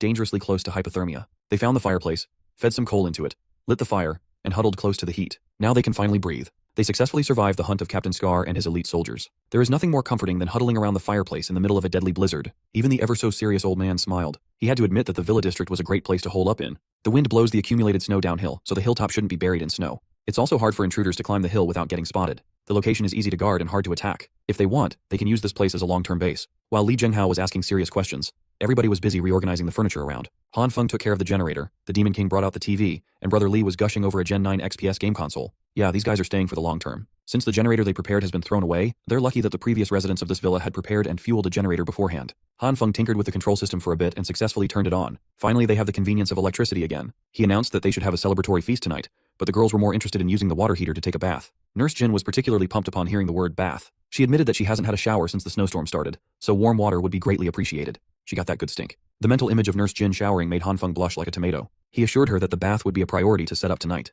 He said that, but upon checking the basement, it looks like his work is cut out for him. The water pipes are frozen, and the pre-installed water heater is busted. The bathroom itself doesn't look too good either. Everything has been snowed in and frozen. The pipes are hopeless, but they might still be able to salvage the situation as long as a bathtub is involved. First, they set up a bunch of space heaters to surround the tub, and filled that thing with a big pile of snow. Next is the secret tool to make the dream happen. Some high-powered heating rods. With the combination of multiple appliances, they managed to melt the snow into serviceable water. They've been watching the heating rods do their job, but the water is still heating up too slowly. Every time Han Feng checks, it's still basically cold water, and it's been hours. Just as he was about to pull his hand away from the temp check, a spark of electricity leaked from the heating rods jolted him. He hurriedly pulled his hand away and noticed something weird. The spark made his red light surface automatically. Upon checking again, the cold water with hard-to-melt ice has turned warm. It is highly likely that the red light has something to do with the rapid warming effect. With the tub finally ready, the girls hurriedly rushed to the bathroom. Nurse Jyn happily stripped naked, exposing her holy grail. We can't show that though. The little demon king is there too, and that's just disturbing. She opened her dimensional storage and fished out a bunch of bath bombs with every fragrance available. She also has every brand of shampoo, conditioner, shower gel, skincare essential oils, and moisturizer.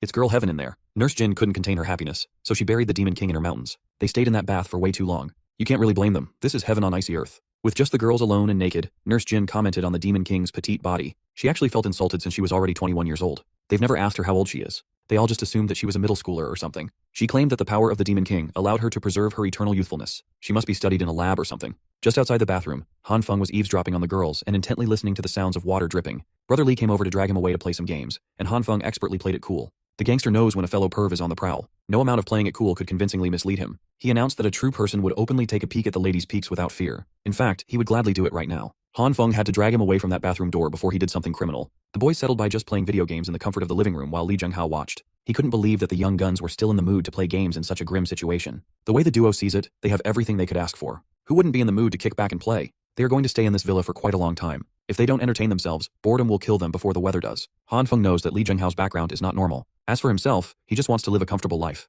As long as the old man doesn't drag everyone into trouble, he can hang and stay for as long as he wants. Since they're on the topic of his background, Li Zhenghao felt compelled to tell Han Feng his real identity. He was about to confess about his mission to investigate superhumans before the young man cut him off. Han Feng doesn't want to be implicated in anything complicated and troublesome, and he'll stand by that. The two looked at each other dead in the eye, and the old man saw the seriousness of Han Feng. He sighed and respected the young man's stance. Zhenghao swore that he would leave as soon as his arm was healed. Brother Li and Han Feng continued gaming and talking trash to each other. At that moment, the girls came out of the bath with new cutesy coats on. Brother Li wrapped his arm around Han Feng and invited him to bathe together so they could conserve water. After scuffling and struggling, Han Feng was forced to accept that this bath sharing was happening whether he liked it or not. He was forced into the water, but it admittedly felt nice. Once everyone was nice and clean, the long-awaited feast finally happened. They went all out and prepared a spread of all kinds of dishes. After stuffing themselves full of good food, everybody retreated to their rooms and had the best sleep of their lives. For the next few days after settling into the villa, Han Feng went to work and strengthened the walls, roof, and fences. Since he has all the time and the means, he also modified one of the rooms on the top floor of the villa into a fully functional shared sauna. He mainly hangs out in there to sweat and uses the massive watchtower window to observe the situation at the bottom of the hill at the same time. Today, there are a few silhouettes walking closer and closer up to their fortress. The figure limped for a minute and finally collapsed on the snow halfway through. The crew went out and grabbed the collapsed mystery man, and Brother Li surprisingly recognized him. He's known as Brother Chang, one of Director Liu's men. Han Feng had also met this guy before. Director Liu is that intimidating gangster who sold him a gun. A few hours later, Chang woke up with a severe headache, confused as to where he was. He looked around and saw Brother Li. He just got even more confused. Chang also recognized Han Feng even though they only met once before. Once the dude calmed down, they finally convinced him to share his story. A few days ago, their office was ambushed by a group of nasty soldiers. A lot of his brothers were hurt or lost their lives. Hearing such alarming news, Brother Li was riled up. He urgently demanded to know what happened to the director. You see, Director Liu followed Han Feng's advice and stockpiled supplies before everything went to shit. They had enough to tide through the crisis for a long time, and the director generously helped hundreds of residents in need. Everything was going great until they were attacked by a group of soldiers a few days ago. They stole supplies and wantonly killed and shot everyone in sight. To protect the civilians, Director Liu gathered his men and led them to a fight to the death. Most of the brothers were injured or worse. The director himself got shot in the leg and was captured by the invaders. Without their leader, the brothers scattered and agreed to meet at another location where most of the supplies were kept. That location is one of the villas in this hillside region. The story made sense. No wonder Chang appeared limping at the foot of the hill. Brother Li was concerned about the director's well-being. Fortunately, it was obvious that the soldiers were trying to capture him alive. Brother Li owed that man a great favor. If it hadn't been for Director Liu, he might have died in the streets long ago. Fired up and motivated, Li dragged Chang out of the couch and demanded that they save the director together. She reprimanded the gangster for trying to drag him into a suicide mission. With just two people, they stand no chance against an armed battalion. The way Li Zi sees it, they should take the chance and gamble on the sliver of hope, even at the cost of their lives. Li Zhenghao overheard the story and asked if the Director Liu they were talking about was from the Uprising volunteer group.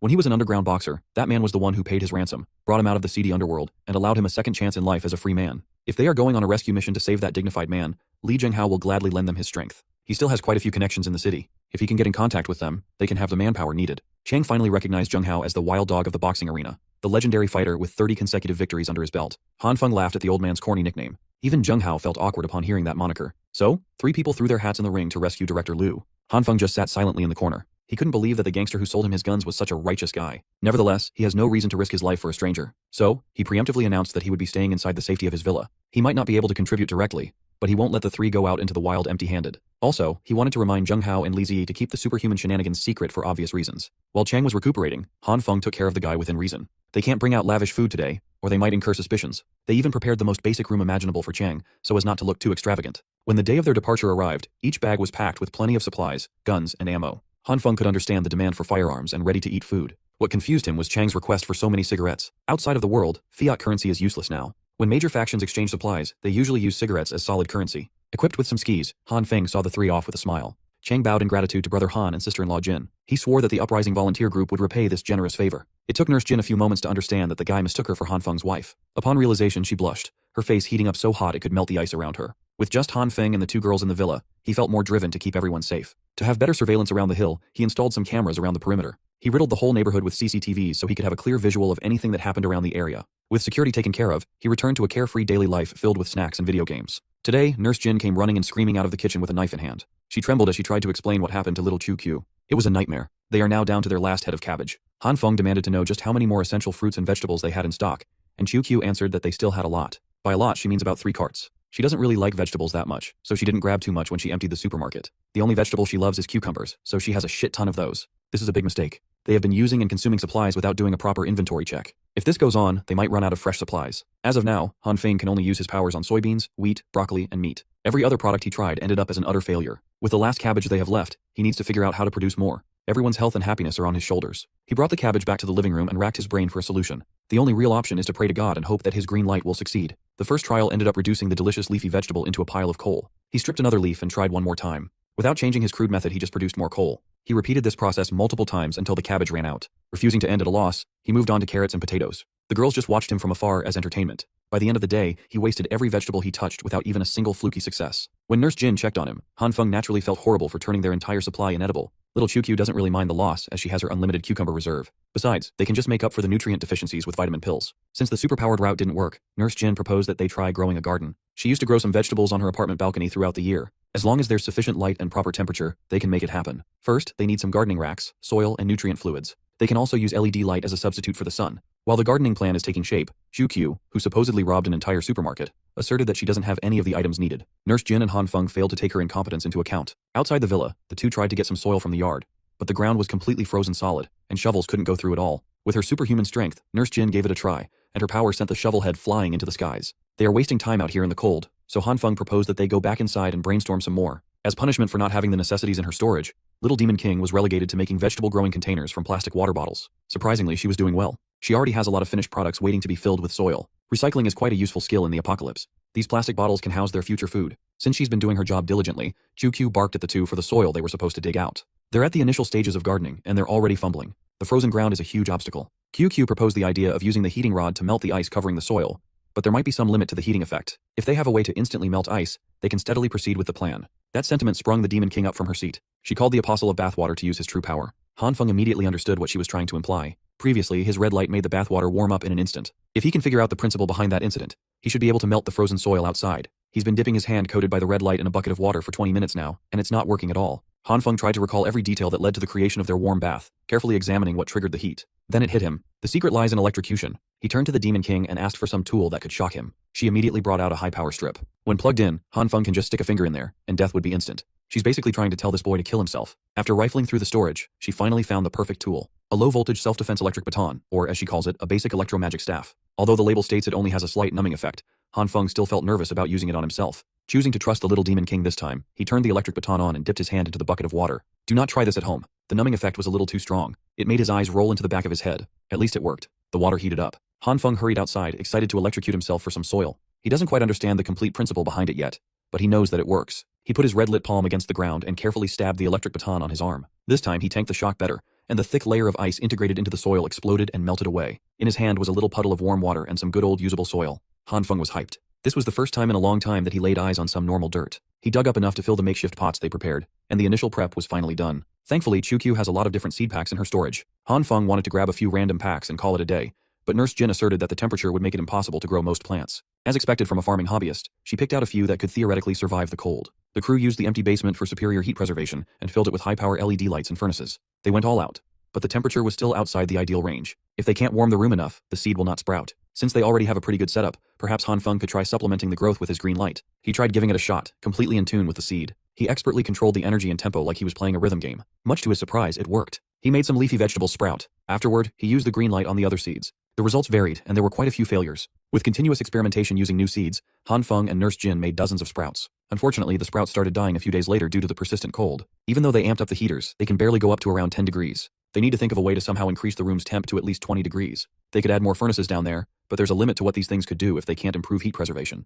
Logically speaking, the deeper underground, the better the heat preservation should be. Maybe they can dig deeper from this basement. Nurse Jyn agreed with the idea. With her monstrous physical strength, adding another lower floor to the house should not be a problem. Before they resort to manual labor, Han Feng wants to test if he can expedite the process using his light. He knows that green and red are practically useless against concrete. Maybe he could use purple's softening capabilities. As expected, it was quite effective. Unfortunately, the softened stones might look and act like mud, but they remain as hard as they originally were. At his wit's end, Han Feng tried combining all three of his light arsenal, rearranging the orders of combination, and changing the rhythm of energy output. Unfortunately, they were all failures. Failure turns plants into coal and meat into fuel. Stone, on the other hand, doesn't change its properties. Perhaps this is the difference between organic and inorganic matter. A few days of continuous failures passed, and Han Feng reached his limit. Out of frustration, he smashed his red light-coated fist onto the floor. He found that when the intensity of the red light goes past a certain level, it can shatter anything on its path. To put this discovery into action, he set the plant sprouts aside and started tearing the floor apart. He fully released the red light, expanded the range as much as possible, and slowly increased the intensity. It was a great success. He managed to do a controlled demolition of the flooring with great precision. The rocks that have been giving him a headache for the past few days finally caved in.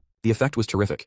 The downside is the toll it takes on his body. Disintegrating a small plot of the floor sent him groveling in exhaustion. Now, he has to get used to using this power as many times as he can every day. With the discovery of the fastest method, Han Feng took charge of digging the hole. Nurse Jyn pitched in by using her muscles to transport the shattered rocks outside. The whole operation took a whole week to finish. The team dug 10 meters below the basement and formed a new 20 square meter room. After some vigorous remodeling, the underground greenhouse was finally completed. Han Feng and Nurse Jyn felt gratified to see their hard work give home to their little garden of sprouts. Next up will be Han Feng's favorite segment of the past few days. Whenever they climb up to the first basement using the narrow stairs, he always lets Nurse Jyn go first so he can savor the sweet view of victory. He is one of us. If everything goes well, they should be able to enter harvest season in 2 months' time. They started this little project 2 weeks ago. Their last stock ran out 4 days ago, and the three have been eating tons of broccoli since then. Han Feng can't possibly endure those green bastards any longer, but he has no choice. That's one of the veggies he can reliably grow with his green light. Maybe they could try planting some bean sprouts. Those things are quick to grow and ready to eat. Or maybe Han Feng can eat some ass coming from above. Nurse Jyn's foot slipped, and a pillowy cushion descended upon his face. He was caught off guard and wasn't able to savor the experience. When they got back up to the basement, Han Feng repeatedly assured Nurse Jyn that he was fine.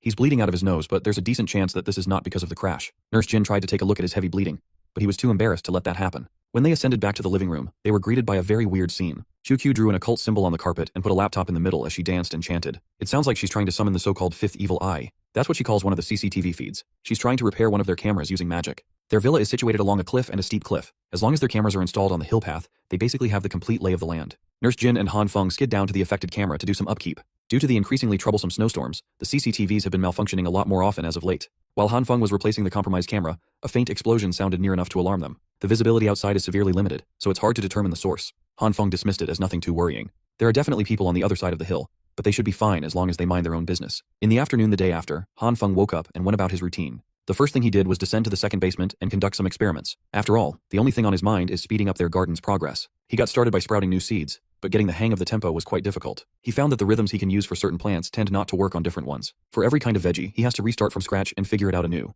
He kept on practicing and doing trial and error for half an hour. Today is a bad day to have a plant in the garden. In just 30 minutes, Han Feng turned most of their sprouts into coal. Thankfully, he didn't touch the first batch of vegetables close to being harvested. Maybe he's overdoing it. Maybe he only needs a very faint usage to speed up plant growth. Risking their progress, he tried exposing the first batch to just a little bit of green light for another half hour. He's careful not to overexpose the greenery, so he only uses limited lighting every day. On the 5th day, the crew's hard work finally bore fruit, veggies in this case. Holding the giant Chinese cabbage pot in his hand, Han Feng could not stop smiling. Weirdly enough, he grew a radish shaped like a foot and tomatoes that looked out of this world. The worst one is the absolute chungus of a green cabbage isolated in a corner. Sure, the vegetables enhanced by his green light microdose look weird, but at least they're all healthy. In their circumstance, they would get anything edible, no matter what it looked like. That radish foot is very sussy though. They cooked most of their harvest and had an all-vegetable feast. All that busy work for 2 weeks was devoured in a single sitting, and it was totally worth it. Even Demon King had changed her mind about gardening. She wants to grow strawberries and honeydew for next time. Among all the veggie dishes, their only leftover was a bunch of sautéed green cabbage from that giant thing. No one wanted to touch that stuff anymore. They simply have too much of it. Moments like this remind Han Feng of Brother Li. That guy could probably finish whatever you put in front of him without complaints. It's already been 2 weeks since he ventured downhill. The food supplies they left with are probably depleted by now. All Han Feng could do was hope for their safety. While they were finishing the feast, another explosion boomed from afar. Today is the 6th day that they've been hearing such alarming sounds. Confident in their pristine location, it's not too big of a worry. The explosions only happen once a day anyway. 3 days later, the blasts ramped up exponentially. This time a barrage of detonations shook the hillside. It's gotten so bad that it is messing with Han Feng's peaceful life. Those annoying eruptions are getting under his skin. Finally, he grabbed a ladder and climbed to the villa's roof to scout what exactly was happening down there. Even with the help of his binoculars, Han Feng could not make out what was happening in the other icy hills. He wonders who's brave enough to cause such wild commotion. The culprit must not be afraid to reveal their location. Although there's still quite a bit of distance from the villa, if the bombing continues to get closer, it will definitely prove troublesome. Han Feng doesn't want to test if his strengthening can withstand a full-on blast. The problem is their wall. It's a bit too low and thin. Maybe he should do some more remodeling. Although what's happening out there is still a mystery.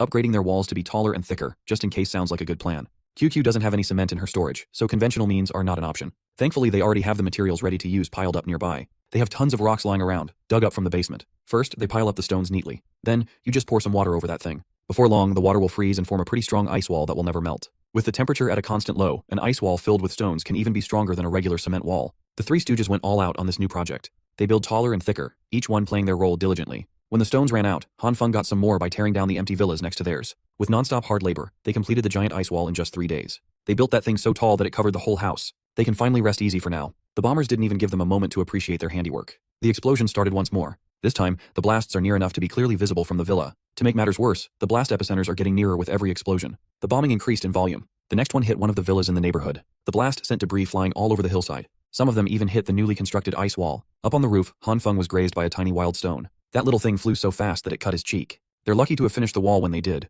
It could have been really bad if they hadn't. Han Feng hurried back inside the house and urged the girls to get to the second basement. They hid in the underground garden for exactly half a day before heading back up. On the second night, while he was bathing, the bombardments restarted and nearly drowned him in shock. He had to hurry to the basement with just a towel to cover his junk. On the morning of the third day, the villa right next to theirs got blown to bits, and one of the bombs directly hit the ice wall. In the afternoon of the fourth day, Han Feng was about to drop a bomb in the toilet when the real bombs made him pucker back up. To make matters worse, he almost exposed his Johnson to the Demon King. On the fifth day, he's finally had enough. Han Feng grabbed his sniper rifle and put on ski gear, ready to venture out into the war zone. They've been hiding in the basement every day. They can't eat, drink, or sleep properly. It is torturous. Armed to the teeth, pissed off, and absolutely dripped out of his mind, Han Feng intends to find out who's the madman turning the icy world into their personal bomb site. He reminded the girls to take care of themselves and follow their protocol until he gets back. The ski down the hill went on without a hitch. On the way down, Han Feng saw the destruction caused by those bombardments up close for the first time. He found remnants of military uniforms scattered around the area, a sign that the military might be involved. Maybe that Big Baby and Captain Scar are mixed into this bullshit. As he went farther and farther into the center of chaos, Han Feng saw more and more blown up corpses along the way.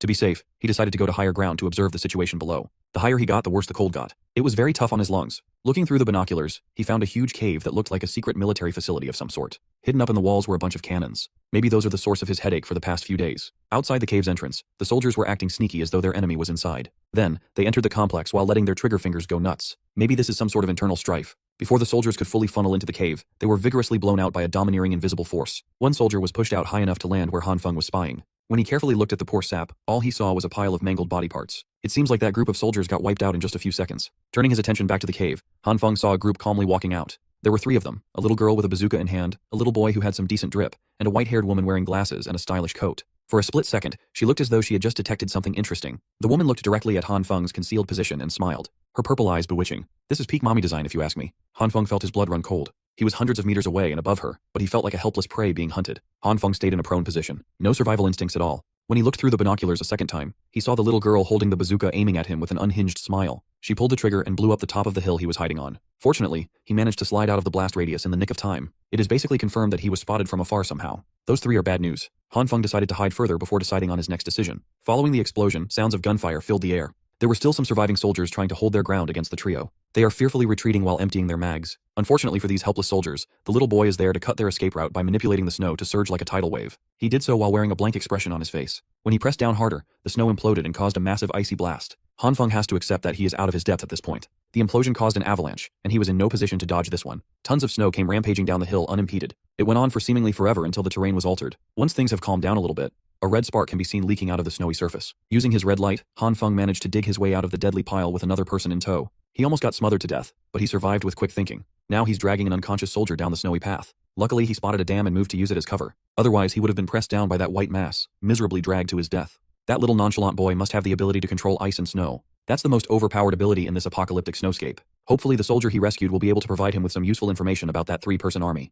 Han Feng walked around for a little bit and finally found a building high enough not to be completely buried by the snowslip. He dragged the soldier into a derelict room and tied that dude up for safety. Now that they're out of danger, Han Feng slapped the man with his gun for a wake-up call. When the soldier opened his eyes, he immediately folded and begged for his life. Han Feng hasn't even asked his questions yet, and the dude is already down to snitch. He had thought of so many interrogation methods. It's a bummer he won't be able to use them today. Han Feng pulled out a chair and demanded to know about that woman and those kids who dog-walked an entire military complex. The soldier shuddered at the mention of his worst nightmare. Those three are simply inhuman. One practices ice magic, the other can release energy waves, and the last one is a walking bomb. Han Feng demanded a more thorough description of those superhuman abilities, starting with the woman. That dummy mommy can release energy waves at the wave of her hand. With a simple gesture, she can send an entire battalion flying like loose kites. The crazy little girl is an explosion magic superhuman that can turn anything into a deadly bomb. And that boy is a menace to society. He can freely manipulate ice and snow, making him untouchable. While the soldier is cursing out the superhumans for being monstrous beasts, Han Feng is deep in thought. Given his own overpowered abilities, he can't really fault those three for using theirs freely. As time goes by, more and more superhumans are cropping up left and right. Han Feng has one more question for the poor soldier boy.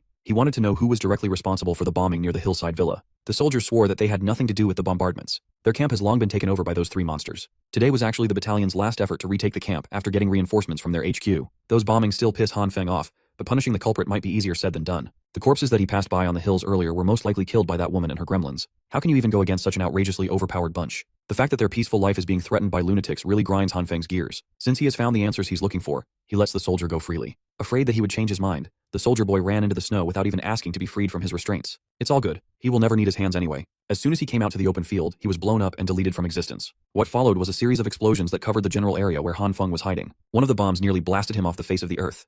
But Han Feng managed to reinforce the wall in time to shield himself. Those bombardments weren't just random blasts. They were clearly aiming to blow him up with accuracy. He made sure to hide multiple hills away from those discerning monsters, but he still got discovered. The three-man army wasn't even in a hurry. They're still in the military complex, and the little girl is flexing the destructive abilities that she has been practicing for the past couple of days. Dummy Mommy sensed that after the barrage, their target's ability signature didn't disappear. On the contrary, they became stronger. Whoever it is they are targeting, he must be powerful enough to survive both an avalanche and bombs. The woman ordered a few more explosives for good measure. If the target lives, they will make chase. They can't let a possible enemy go free. The little boy seemed unenthusiastic about the whole thing, but the crazy explosive girl was pumped. Back in his hidey hole, Han Feng slumped into his chair. Today is full of deadly close calls. He briefly considered bringing the fight to the enemies, but fighting three superhumans, 3-on-1, is a one-way ticket to hell. If he runs back home now, the bombings will probably continue. For the sake of a peaceful future, Han Feng must take it upon himself to get rid of the threat to his way of living. He grabbed a stone and began to draw his plan of attack. Nearby, there's a thick snowfield in front of the dam surrounded by hills on both sides. Camping in that snowfield are three enemies, all of them possessing special abilities. The crazy girl can turn everything she touches into a bomb. Han Feng already gauged that his strengthening could adequately defend against her bombardment. The other one can emit powerful energy waves from long distances. She poses moderate danger. His biggest headache is the boy who can manipulate ice and create lethal avalanches. If that kid controls the snow from a faraway distance, he can essentially bury Han Feng and the dam together. Currently, he has a sniper rifle on deck. At least he can use it to fight back from long range. Unfortunately, he's not a trained marksman. If the distance is too far, he'll most likely miss the shot. If the enemies hit on the hills around the dam, it would be impossible to scope out. Han Feng racked his brain for other methods that could get rid of the threats. Maybe he should try setting up a snow trap, but that would require knowledge of their route. In addition, the boy could just control the snow and render the trap useless. Then it hit him. He might be able to lure the trio to the lower level of the dam, open the gate to release the water, and flush them away. It's a promising plan, but how would Han Feng lure them to the lower levels? If he physically goes down, he wouldn't be able to open the gate above. By his estimate, the gate stands at around 7 meters tall. Han Feng once heard that when ice fishing at the North Pole, the ice layer typically measures up to around 2 meters thick. Given the gate's height, he should be able to access the water below. To confirm his estimates, he decided to check it out just in case. Using the red glow, he easily dug through the thick pile of snow. If he went through all the trouble of setting this plan up and the gate doesn't release any water, he would be done for. Hidden by a snow pile, he made the purple glow crawl down to the bottom of the gate. Upon reaching the desired spot, he intensified the light and softened up the cold concrete gate. With the tiny portion of the gate softened, water spouted out. To avoid blowing his load too early, he repaired the gate using the green glow. The test was successful. He can access and release the water at will. If he can just lure those three to the lower level, his W is secured. While Han Feng was crafting his genius plan, the trio was barreling through the frozen woods, completely undeterred by the snow. The woman leading the charge used some mental trick to locate his precise location. Excitedly, the crazy girl pulled out her rocket launcher, eager to blow shit up. Dummy Mommy stopped Crazy Zixi from doing anything reckless. She asserted that the boy, Yuanyi, should move first to drive the vermin out of the house. Yuanyi obediently followed orders and manipulated the snow to form a wave. Starting from an uphill position, the wave quickly snowballed into a full-blown avalanche that swallowed Han Feng's hidey hole. Inside the house, he was desperately trying to strengthen the walls to defend against the incoming snowslip.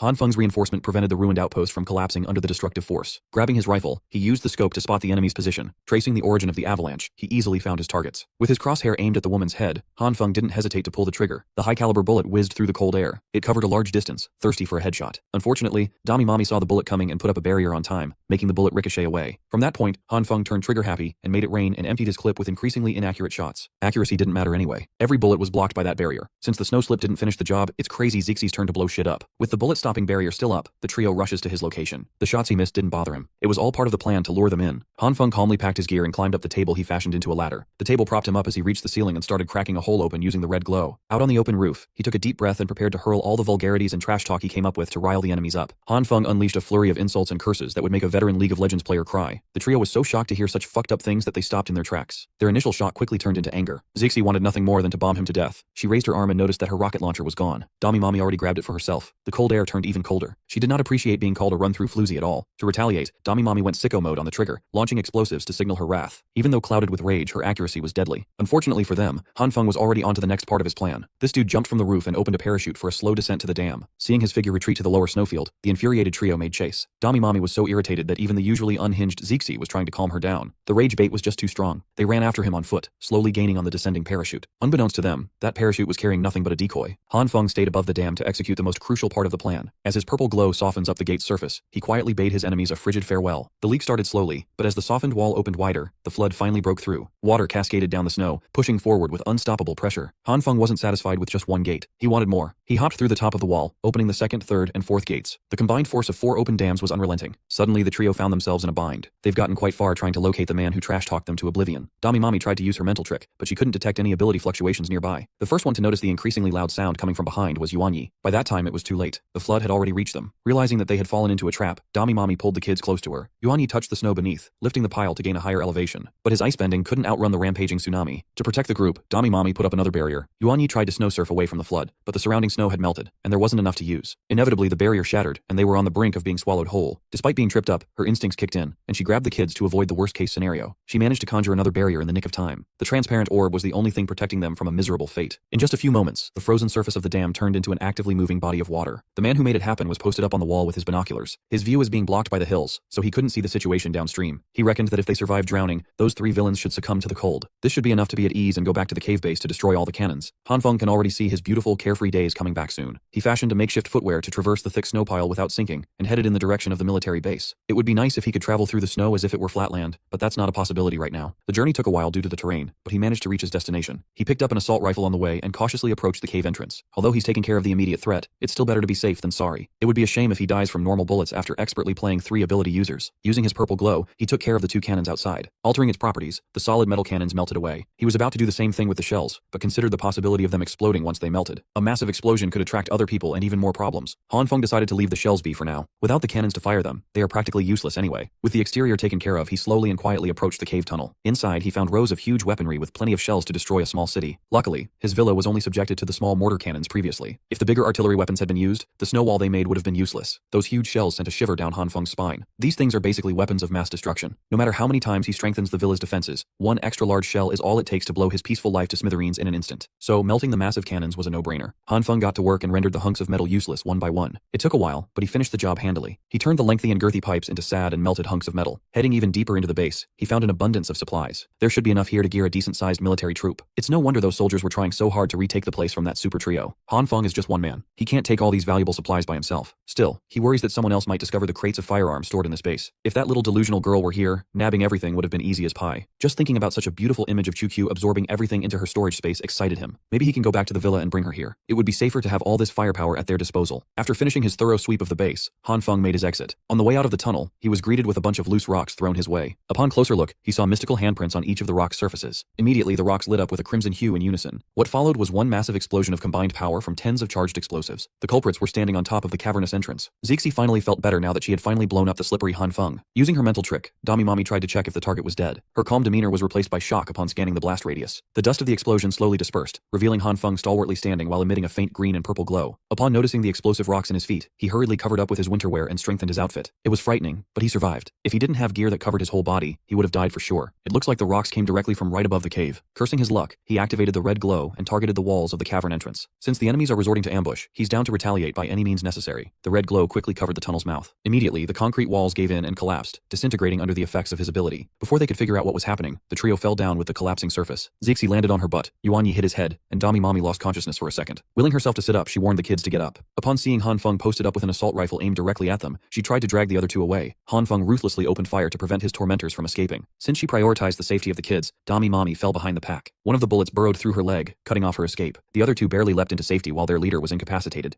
Recognizing that the tables have officially turned, Dami Mami surrendered at gunpoint. Always with a hot temper, Zixi threatened Han Feng to release her big sister. Internally, he is terrified of the crazy little girl. The explosive power of those rocks nearly took him out just a second ago. If he were to shoot the woman first, he might not be able to defend against another explosive rock in time. But if he were to shoot the girl first to eliminate the booming threat, the woman would undoubtedly attack him with an energy wave. Not to mention the boy who can bury him in snow out of sight. After weighing his options, Han Feng decided to open a dialogue. With complete honesty, he asserted there's no bad blood between them in the first place. If they stop bombarding his house, he's open to a peaceful agreement. Dami Mami was confused while Zixi looked like a deer caught in headlights. The crazy girl asked if Han Feng lives in one of those hillside villas uphill. Han Feng passionately complained that he's just minding his own business, yet he's being bombarded by dangerous explosives every day. He wouldn't even bother going down to this dangerous place otherwise. Confronted by her big sister, Zixi apologetically explained that she just can't stop blowing shit up. She even feels uncomfortable if she doesn't do it every day. In addition, when she thinks of all the rich people staying at those fancy houses, she just wants to bomb them to death. Someone has to lock this girl up. Now it's starting to click that Han Feng is not at all related to the soldiers who tried and failed an ambush today. He just appeared at the same time as those noobs thanks to an unfortunate coincidence. Now, both parties realize that they are trying to get rid of each other due to sheer miscommunication. With tears in her eyes, Dami Mami wholeheartedly apologized for the misunderstanding. She even buttered Han Feng up by calling him handsome. Even with an absolute beauty in front of her, Han Feng's annoyance couldn't be appeased. He called her out for her fake tears, but she was actually tearing up due to the pain of being shot in the leg and bleeding out. Eventually, Han Feng softened up and allowed the trio back inside the military base. Thankfully, this place was stocked with plenty of medical supplies necessary to pull the bullet out and treat the wound. Han Feng was still holding them at gunpoint while observing the operation. While the bullet was being removed, Dami Mami was too calm. If he were in her situation, he would be screaming and crying from the pain. He also took note of the little girl's skillful handling of the treatment. Whatever it is, this group's background cannot be simple. Once the wound was wrapped up, Han Feng asserted his terms for peace. From today onwards, the hillside villas shall be a no-boom zone. Both parties can just coexist without disturbing each other. Dami Mami readily agreed and apologized for Zixi's recklessness once more. To show her sincerity, she allowed Han Feng to take any resources inside the base. Zixi tried to argue against it, only to be met with a death glare. If it wasn't for her insane compulsion to bomb the rich neighborhood, this misunderstanding would not have happened, and she would not have gotten shot in the leg. She'd better kneel and ask for forgiveness properly. Moments ago, they were at each other's throats, trying to kill one another. Now the woman's demeanor completely changed. Curious, he asked about how she was able to precisely pinpoint his location earlier. Before answering, she asked her to put the gun down first since they had already reconciled. But Han Feng wasn't stupid. A little bit of sweet talk wasn't enough to establish trust. So Dami Mami explained that she just used a type of superpower technique that anyone can learn. She elaborated that even before the abnormal climate started, there were already people who possessed supernatural abilities. These superhumans emit fluctuations similar to a magnetic field. If you can see these wave patterns, you can determine the rough location of a superhuman. Han Feng stayed over and continued chatting with the woman for some time. He came to a rough understanding of how to sense the superpower fluctuations of other superhumans now. Upon knowing that superpowers can grow stronger based on user proficiency, he asked if one person can awaken multiple abilities. From what she knows, different superpowers are often incompatible with one another, so one person can only have one ability. This means that his red, green, and purple glows are three different abilities that should not have been able to coexist. After hours of chatting about superhumans and abilities, Han Feng finally put the gun away and properly introduced himself as a normal office worker before everything went to shit. Dami Mami also introduced herself as Jiang Ruqing, a teacher. Sealed with a handshake, she's hoping for a cooperative relationship from now on. With the gun out of the equation, Jiang Ruqing's gaze turned cold as she brought up the insults he hurled when they were hunting each other out in the dam earlier. She doesn't appreciate being called a run-through floozy and a damned uggo at all. To the side, Zixi maniacally laughed as the entire room lit up with her explosively charged handprints. The crazy girl waited for her big sister's signal to detonate the entire room as Han Feng stood his ground, still holding Jiang Ruqing's hand. He decided to bluff his way out of the situation. With fake confidence, he brought up the fact that the previous explosions didn't even leave a scratch, so he's not in the least bit afraid. In reality, he'd probably be heavily injured, even if he didn't die, if the room went boom. With a cold tone, Jiang Ruqing asserted that the cooperation agreement still stands. All she wanted was an explanation for all the vicious curses he had thrown earlier. Unable to withstand the pressure, he tried to pull his hand away while playing dumb, but she had that gorilla grip. So he resorted to a different strategy: flattery. He called Miss Jiang a graceful, wise, gentle, beautiful, radiant, and brilliant woman, a dream of all men. She blushed and commanded Zixi to stand down and stop threatening a good man, an ally. Miss Jiang finally let him go, his hands sore from her gorilla grip. Zixi, on the other hand, still refuses to acknowledge a stinky man as an ally. So Han Feng did the same trick against her and praised the little girl to high heaven. He praised the little lady for being a lively, adorable, innocent, and cute young woman. It was super effective. While obviously blushing from his flowery words, he effectively won crazy Zixi over. Both Miss Jiang and Han Feng worried that the last might be too easy to trick. Meanwhile, little Yuan Yi is napping peacefully. Little dude is sleeping like he pays rent. With everything settled, it's time for Han Feng to go. He will bring someone with him and take some resources in a few days. The fuel for his home generator is starting to run out. It would be nice to re-up. Miss Jiang flaunted her assets and assured Han Feng that he could take whatever he wanted from her. And since it's already dark outside, she invited him to rest for the night and leave when the sun rises. Han Feng wasn't about to let a little beef get in the way of tasting a different kind of gorilla grip. Unfortunately, with crazy Zixi nearby, he won't be able to feel safe at all. Against his will, he had to skedaddle out of the room and into the snowy fields to head back home. Once he was gone, Zixi asked her sis if it was okay that they left some crucial details out regarding superpowers. Miss Jiang deliberately held back some information in hopes of using it as a bargaining chip in the future. She then turned to little Yuan Yi and asked the boy to stop pretending to be asleep now that the visitor was gone. This little shit was a great actor, and he hates talking to strangers. Since he used his abilities multiple times today, Miss Jyn asked if there were any changes in his body. Zixi performed a thorough checkup from head to toe. She even checked his ass. Laughing her ass off, Zixi found what she was looking for in Yuanyi's butt cheeks. With utmost sincerity, Miss Jyn was relieved that only his butt was affected. But for Yuanyi's safety, they'll be limiting his ability to use it in the future. Outside, the temperature is at its absolute lowest, while a lone figure treks the snowy hills, braving the cold. The physical toll of the events earlier in the day and the long walk back to the hillside villas had drained Han Feng's stamina completely. Suddenly, he felt something was wrong with the way his heart was beating and pumping blood. He took a knee in discomfort. It felt like he couldn't even catch his breath anymore. Han Feng quickly realized that he might not last long in this harsh, cold environment. Luckily, he had reached the woodland perimeter where he had hidden CCTVs installed. He found one of his cameras and tried to signal for help. Unfortunately for him, no one was watching the connected feed in the villa. Nurse Jyn was under the covers, sleeping soundly with a weighted blanket and multiple heaters surrounding the bed. In contrast to her pristine and cozy room, Qiuqiu was knocked the hell out in her anime bed surrounded by junk. Han Feng realized that he might have messed up. Both of his housemates are probably asleep, and he's essentially at 1 HP at the moment. His heartbeat had turned erratic as an odd pattern started to emerge on its surface. He felt a stabbing pain that made his chest hurt like he had never felt before. In combination with fatigue, he fell down in the snow, unconscious and cold. His body temperature is in a free fall. Through some miracle, Han Feng managed to open his eyes after who knows how long. With blurry vision, he made out the image of Nurse Jyn in his room's ceiling light. Still in a fight-or-flight mode, he jumped out of the soft bed in fright and fell on the floor. With his bare ass exposed under the covers, he finally realized that he was back inside the safety of his villa. He also realized that he's completely naked and his housemates are present. Han Feng got lucky. Last night, Nurse Jyn got hungry, and on the way to the kitchen, she happened to glance at the CCTV screen. She immediately put on her coat and went down the hill to carry him back to safety. With her inhuman strength, it wasn't too difficult. To help him quickly recover a healthy body temperature, she dragged him into a warm room and removed all the snow-covered clothes. Nurse Jyn ran some basic tests and found no apparent bodily injuries. He simply fainted at the bottom of the hill for unknown reasons. The last thing he remembers was the sudden stabbing pain in his chest. After making sure that he was back in a stable state, Han Feng gave Nurse Jyn and Qiuqiu the rundown of what had happened the previous day. Nurse Jyn is still trying to figure out what triggered his near-death experience. She considered that the cold and exhaustion might have caused angina. Qiuqiu, on the other hand, is more focused on Han Feng's 1 versus 3 fight. Remembering that Miss Jyn is waiting for him to come back to take some resources, he enthusiastically invited Qiuqiu to come with him. Nurse Jyn emphatically put her foot down and ordered him to get some much-needed bed rest to avoid cardiac load. She also forbids Qiuqiu from disturbing Han Feng for the next few days. For the next 5 days, Nurse Jyn attentively tended to his needs, and he recovered completely. In all those 5 days, Han Feng has been practicing the superhuman sensing technique he learned from Miss Jyn. After exerting himself with utmost focus, he finally grasped a sense of Nurse Jyn's location and found her sitting down in a weird posture. Peeing in the bathroom on the other side of the house, the poor woman suddenly felt like someone was staring at her. At this moment, Han Feng realized that he had just unlocked a divine technique. Back in the military base, Miss Jyn is starting to grow more concerned for Han Feng in her wheelchair. She thought he would return quickly, but 8 days have quickly passed since he left. Her worries dissolved upon sensing his presence heading for the base. Much to her surprise, he had 2 other superhumans with him. Finally, the 2 superhuman parties are about to meet. With a smile, Han Feng greeted Miss Jyn enthusiastically, while he and Nurse Jyn pulled Qiuqiu in a sleigh. He turned to his housemates and properly introduced Zhang Ruqing, Zixi, and Yuanyi as their new allies. Nurse Jyn politely bowed with a sweet introduction, and Qiuqiu gave a deadpan hello. The little demon king and the Dami mommy caught a glimpse of each other, and they both stopped in their tracks. Qiuqiu immediately turned around and boarded the sleigh while grumbling that coming here was a mistake. Miss Jyn miraculously stood up from the wheelchair and worriedly referred to Qiuqiu as Big Sister. Every other person present was flabbergasted by this unpredictable twist of fate. Qiuqiu insisted that she's just a cute 12-year-old girl, so Auntie must be mistaken. Miss Jyn refused to listen to her backhanded excuse, leaping out of the wheelchair like she wasn't just shot in the leg a week ago. A scuffle quickly ensued as she confronted Qiuqiu for suddenly disappearing from the research institute and worrying everyone. Qiuqiu asserted that she was simply following her dream of staying home and eating all day until she dies. While the sisters were duking it out, the other 4 were in the same boat, confused by what was happening. It took a while, but things eventually calmed down, and everyone retreated deep into the base. Qiuqiu and Miss Jyn explained that they really are sisters. Zhang Ruqing elaborated that Qiuqiu is her blood-related sister from a different father and mother. It was an unclear description to say the least. Miss Jyn grew up an orphan. She was adopted when she was 11 years old, so Qiuqiu became her elder sister. Back then, they were inseparable. They had a bond much stronger than real sisters. Han Feng and Zixi stood up at the same time to protest the timeline. No matter how you look at it, Miss Jyn should be the older sister here. She understands their reservations. It's normal for them to misunderstand since Qiuqiu had always been so small and adorable. To prove that it's true, Miss Jyn showed them a photo of their younger years. Zhang Ruqing was younger by 1 year, and it was evident back then, but there's basically no difference in how Qiuqiu looked years ago compared to right now. If the little demon king is 21 years old, that puts Miss Jyn at just 20. She sure grew up fast. Zixi commented that rather than sisters, they look more like mother and daughter right now. Realizing that she struck a nerve, crazy Zixi immediately apologized. It has been a long time since they'd seen each other, so Miss Jyn had a lot to say to her sister about what happened to the research institute. Before spilling the lore, she looked at Han Feng to signal that she would prefer telling the story only to her sister. Han Feng picked up on that signal and urged Nurse Jyn to come with him to take a walk inside the cave to scout for any useful resources. Qiuqiu stepped in and firmly asked them to stay. As companions chosen by her evil eye, she reckoned that they had as much right to know about these matters as well. Han Feng and Nurse Jyn gladly accepted the invitation to stay and listen to the lore dump. Since it was her sister's request, Miss Jyn relented and spoke freely. After Qiuqiu left, the research succeeded, but the professor leading the charge was killed, and the institute itself was destroyed. The very first sentence already had so much information and skipped over a lot of details. Han Feng can't make sense of what she was saying. With a deadpan expression, Qiuqiu insisted that she already knew all about that. Miss Jyn added that hostile factions have risen in the city, capturing superhumans left and right. If their identities are revealed, those factions will hunt them to the ends of the world. Qiuqiu already knew that too. Desperate to give her sister new intel, Miss Jyn pulled her dress down and explained that using superpowers excessively would cause crystals to grow on a superhuman's body. She also found a method to remove these pesky crystals. Qiuqiu asserted that crystals grew on Han Han Feng's heart a few days ago, and she was the one who removed them. Han Feng had no idea that this had happened. It looks like Nurse Jyn was also aware of such significant information that he should have been told earlier. Disappointed that QQ basically knew everything already, Miss Zhang dejectedly shared that she had developed a technique to sense superhuman fluctuations. QQ was unaware of this one. Zhang Ruqing asked her sister to stop playing dumb just to comfort her. QQ had always been a peerless genius when it came to everything. Han Feng had to step in on this pity party to demand more details about what's really going on from the very beginning. With grim expressions, the weird sisters confirmed if he really wants to hear about the hellish beginning. He was a little freaked out but ultimately insisted on hearing the full story. About 2 years ago, an 18-year-old Zhang Ruqing graduated with her bachelor's degree, while a 19-year-old QQ marched with her master's degree. The sisters were widely praised as genius researchers. They immediately transitioned into the fringe department when the research institute found a superhuman sealed in ice due to her superpower. A year into researching this odd discovery, QQ and Miss Zhang unexpectedly awakened superpowers of their own. That same day, QQ vanished, never to be seen again. Miss Zhang continued working at the institute alongside the professor, Zixi and Yuan Yi. Her work eventually led to the success of their man-made superhuman project. A few months into their testing phase, the professor was murdered inside a women's bathroom. Other researchers involved in the project also started going missing and dropping like flies. In the end, the institute building was destroyed. Only Miss Zhang, Zixi and Yuan Yi managed to escape using their awakened abilities. Han Feng theorized that the culprits must be after the newly developed superhuman technology and want to monopolize it. The theory fits. The killings and the institute's destruction can be linked to greed. As far as Zhang Ruqing knows, there is a hostile organization in the city called Base. They have gathered a few superhumans, and they are on top of the suspect list. The mention of other superhumans immediately made Han Feng think of the militaristic bastards who tried to hunt them down. The group of soldiers that Miss Zhang and the gang were fighting a week ago was also affiliated with Base. She managed to capture a minor captain, but the man kept on insisting that he was not a Base agent, but from the uprising volunteer group instead. According to this so-called captive uncle, he once helped an entire neighborhood get through a disaster. He was then captured by the uprising volunteer group and was forced to become cannon fodder. He's a refined gentleman, cultured and sophisticated. Han Feng refused to believe that the uprising that Brother Li joined would do such a vile thing. Furthermore, the uprising is full of scary-looking gangsters with hearts of gold. They are the farthest thing from looking cultured and refined. Curious about the captive, Han Feng asked the kids to bring him to the cell for a face-to-face meeting. Since they're in a hidden military base, rows upon rows of jail cells were already set up for prisoners. Zixi approached the only occupied room, and the captive uncle moaned that he had already told them everything that he knew. This man kept on insisting that he was just a victim of the uprising volunteer group's tyranny, that he was just following orders for the sake of survival. Upon hearing that familiar voice, Han Feng took over. He couldn't help but gloat at the man who forced him out of his home. Zhang Xueyu, the clever dictator of the neighborhood, is now an emaciated prisoner. Han Feng asked what happened to the great philanthropist who was supposed to bring his people away to a better life. Mr. Zhang kept up his fake smile. He wasn't expecting to see the man he tried to rob here either. Trying to flip the script, he insisted that back then, he had to take as many resources as possible for the sake of saving more people, hoping that Han Feng would understand. He's practically saying that it's Han Feng's fault for not cooperating. Of course, the master manipulator feigned that he understood Han Feng's decision to prioritize his own safety under such an extreme situation. Han Feng has had enough of this guy's bullshit. It's all an act that only brainwashed fools would believe. The way he sees it, Mr. Zhang allied himself with the people from Base, fucked up, and is now pretending to be a hostage of the uprising volunteer group.